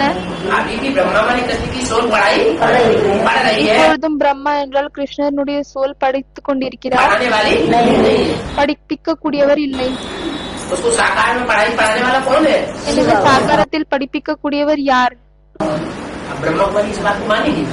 சிவபாபா என்று சொல்கிறார்கள். எனவே பாபா கேட்கிறார், பிரம்மகுமாரி இந்த விஷயத்தை ஏற்றுக்கொள்வார்களா? वो तो नहीं मानेगी. அவர்கள் ஏற்றுக்கொள்ள மாட்டார்கள். वो कहते हैं वो तो सुप्रीम टीचर था. அவர்கள் சொல்கிறார்கள், அவர் சுப்ரீம் டீச்சர் ஆவார், गीता का भगवान था. கீதையினுடைய கடவுள் ஆவார். तो कहते हैं वो कहाँ से गीता का भगवान. ऐसे बोला ये भी स्टूडेंट है. நம்ம சொல்வோம், இவர் என்ன கீதையினுடைய கடவுள்? முரளியிலும் சொல்லியிருக்கிறார் இவர் ஒரு ஸ்டூடெண்ட் என்று. कृष्ण की आत्मा में पढ़ाई पढ़ती है. கிருஷ்ணனுடைய ஆத்மாவும் படிப்பை படிக்கிறாங்க என்று. तो मुरली की बात सच्ची है, तुम्हारी बात सच्ची. எனவே முரளியினுடைய விஷயம் உண்மையா இல்லை அனந்தனுடைய விஷயம் உண்மையா? पत्थर की लगी तो समझाना पड़ेगा. क्या எனவே அவர்களுக்கு புரிய வைக்க வேண்டியதாக இருக்கும். कि என்ன? ब्रह्मा की सोल भी चंद्रमा के रूप में शंकर में प्रवेश करके पढ़ाई पढ़ती है. பிரம்மாவினுடைய ஆத்மாவும் சங்கருக்குள் நுழைந்து விட்டு சந்திரனின் ரூபத்தில் படிப்பை படித்துக் கொண்டிருக்கிறார். उस बच्चे को सर माथे पर बिठाया हुआ है. பலே அந்த குழந்தையை தலைக்கு மேல் அமர வைக்கிறார். क्या என்ன? क्योंकि बाप की बच्चों में आस रहती है. ஏனால் தந்தை இது குழந்தைகள் மேல் அந்த ஒரு ஒரு ஆசை என்பது இருக்கும். आज नहीं तो कल என்னவென்றால் இன்னைக்கு இல்ல நாளைக்கு इसकी बुद्धि में बिखरेंगे बादल. இவருடைய புத்தியில் கண்டிப்பாக இது அமரும். क्या ये ऐसी नवैया है. இது இப்படிப்பட்ட படகாகும். इस नवैया में बैठा हुआ है ये ऐसा नवैया है. இந்த படகில் அமர்ந்து இருக்கக்கூடியவர் இவரு இப்படிப்பட்ட கிருஷ்ணர் கன்ஹையா ஆவார். आज नहीं तो कल ये नैया पार जाएगी. இன்று இல்லையானால் நாளைக்கு இந்த படகு கண்டிப்பாக கடந்து செல்லும். ये नैया डूबने वाली नहीं. இந்த படகு முழுகக்கூடியது कौन सी नैया. எந்த படகு? जो कृष्ण कन्हैया रूपी आत्मा की नैया है. எது கிருஷ்ண கன்ஹையா ரூபமான அந்த கிருஷ்ணனுடைய படகு இருக்கிறதோ साकार है शरीर की नैया कौन है. அந்த சாக்காரத்தில் அந்த படகு இருக்கிறது யாரு? जगदम्बा. ஜெகதம்பா. जगदम्बा जो है ஜெகதம்பா யார் இருக்கிறாங்களோ वो इस समय அவர் இந்த நேரத்தில் அவங்க नैया है. भव सागर में पड़ी हुई नैया. அவர் இந்த உலக கடலில் இருக்கக்கூடிய ஒரு படகு ஆவார். क्या என்ன? संसार सागर में पड़ी हुई नैया. உலக கடலில் இருக்கக்கூடிய ஒரு படகு. विषय सागर में गोते खाने वाली नैया. விஷம் நிறைந்த கடலில் முழுகக்கூடிய அந்த படகு. वो नैया डूबने वाली नहीं है. ஆனால் அந்த படகு முழுகக்கூடியதில்லை. नहीं है डूबने वाली. ஏன் முழுகாது? क्योंकि कृष्ण जैसा पहला पत्ता इस सृष्टि का उस नवैया में नहीं है. ஏனென்றால் கிருஷ்ணர் மாதிரி இந்த உலகத்தினுடைய முதல் இலை அந்த படகில் அமர்ந்து கொண்டிருக்கிறார். और शिव बाप उसका शिवैया. பிறகு சிவபாப் அந்த படகினுடைய படகோட்டி ஆவார். इसलिए नहीं डूबने वाली. அதனால்தான் அந்த படகு முழுகாது. तो ये पढ़ाई कितनी सोर्स ऑफ इनकम है। எனவே இந்த படிப்பு வருமானத்தின் சாதனமாக सबको ब्रह्मचर्य में रहना पड़ता है। அனைவருக்கும் பிரம்மச்சரியத்தில் இருக்க வேண்டியதாக இருக்கிறது। एक जन्म विकार में न गए तो क्या बड़ी बात है। ஒரு ஜென்மம் விகாரத்தில் செல்லவில்லை என்றால் என்ன பெரிய விஷயம் இருக்கிறது। बाप कहते हैं हमारी दाढ़ी की लाज रखो। தந்தை சொல்கிறார் என்னுடைய மீசை என்னுடைய மானத்தை வையுங்கள்। ऐसे विकार में जाने की चलन छोड़ दो। இப்படி விகாரத்தில் போகக்கூடிய நடத்தையை விட்டு விடுங்கள்। ऐसी चलन न चलो। இப்படிப்பட்ட நடத்தையை நடக்காதீர்கள்। जो बाप का नाम बदनाम। இதன் மூலமாக தந்தையினுடைய பெயர் கெடுகிறது। कैसे नाम बाप का नाम बदनाम हो जाए। எப்படி தந்தையினுடைய பெயர் எப்படி கெடுகிறது। अरे हमारी घरवाली है, हम घरवाली के साथ विकार में जाते हैं, विकारी सुख लेते हैं, तो बाप का नाम इसमें क्यों बर्बाद हो जाए। அரே நாங்க எங்களுடைய வீட்டுல மனைவி இருக்காங்க, அந்த மனைவியோட நாங்க விகாரத்தினுடைய சுகத்தை அனுபவிக்கிறோம், எனவே இதில் தந்தையினுடைய பெயர் எப்படி கெடுகிறது। बदनाम हो जाए। क्यों बदनाम हो जाए। ஏன் கெடுகிறது। अरे அரே नहीं, हाँ, मतलब हम एक तरफ दुनिया को कहते हैं हम ब्रह्मा कुमार कुमारी। ஏனென்றால் ஒரு பக்கம் நாம் உலகத்திற்கு சொல்கிறோம் நாங்கள் பிரம்மகுமார் குமாரிகள் ஆவோம், आपस में भाई भाई ஒருத்தருக்கு ஒருத்தர் சகோதர சகோதரர்கள் ஆவோம், भाई बहन और சகோதர சகோதரிகள் ஆவோம்। दूसरी तरफ हम कुकर्म कर रहे हैं। பிறகு இன்னொரு பக்கம் நாம் விகாரத்தை செய்கிறோம், तो उससे क्या होगा। எனவே அதன் மூலமாக என்ன நடக்கிறது। दुनिया में हमारा नाम बदनाम। लौकिक में भी कोई உலகத்தில் நம்ம பெயர் கெடுகிறது, லௌகீகத்திலும் बच्चा होता है ஒரு குழந்தை இருக்கிறது, और बहन के साथ गंदा काम करता है அவங்க தன்னுடைய சகோதரியோடு கெட்ட கர்மத்தை செய்கிறாங்க, और दुनिया को पता चल जाता है பிறகு உலகத்திற்கு அது தெரிய வருகிறது। तो माँ बाप का मुंह काला होता है। அப்பொழுது என்னவாகுகிறது, அம்மா அப்பாவினுடைய முகம் கருப்பாகுகிறது இல்லையா। तो ऐसी चलो न चलो राम बदनाम। எனவே இப்படிப்பட்ட நடத்தை நடக்காதீர்கள், எதன் மூலமாக பேரு கெடுகிறது। हमारी ग्लानि मत करना। எங்களுடைய அவதூறத்தை செய்யாதீர்கள்। सदगुरु का निंदक नहीं पावेगा। சத்குருவை நிந்தனை செய்யக்கூடியவர்களுக்கு இடம் கிடைக்காது, पद बहुत कम हो जाएगा। பதவி மிகவும் குறைந்துவிடும்। ओम शांति। ஓம் சாந்தி।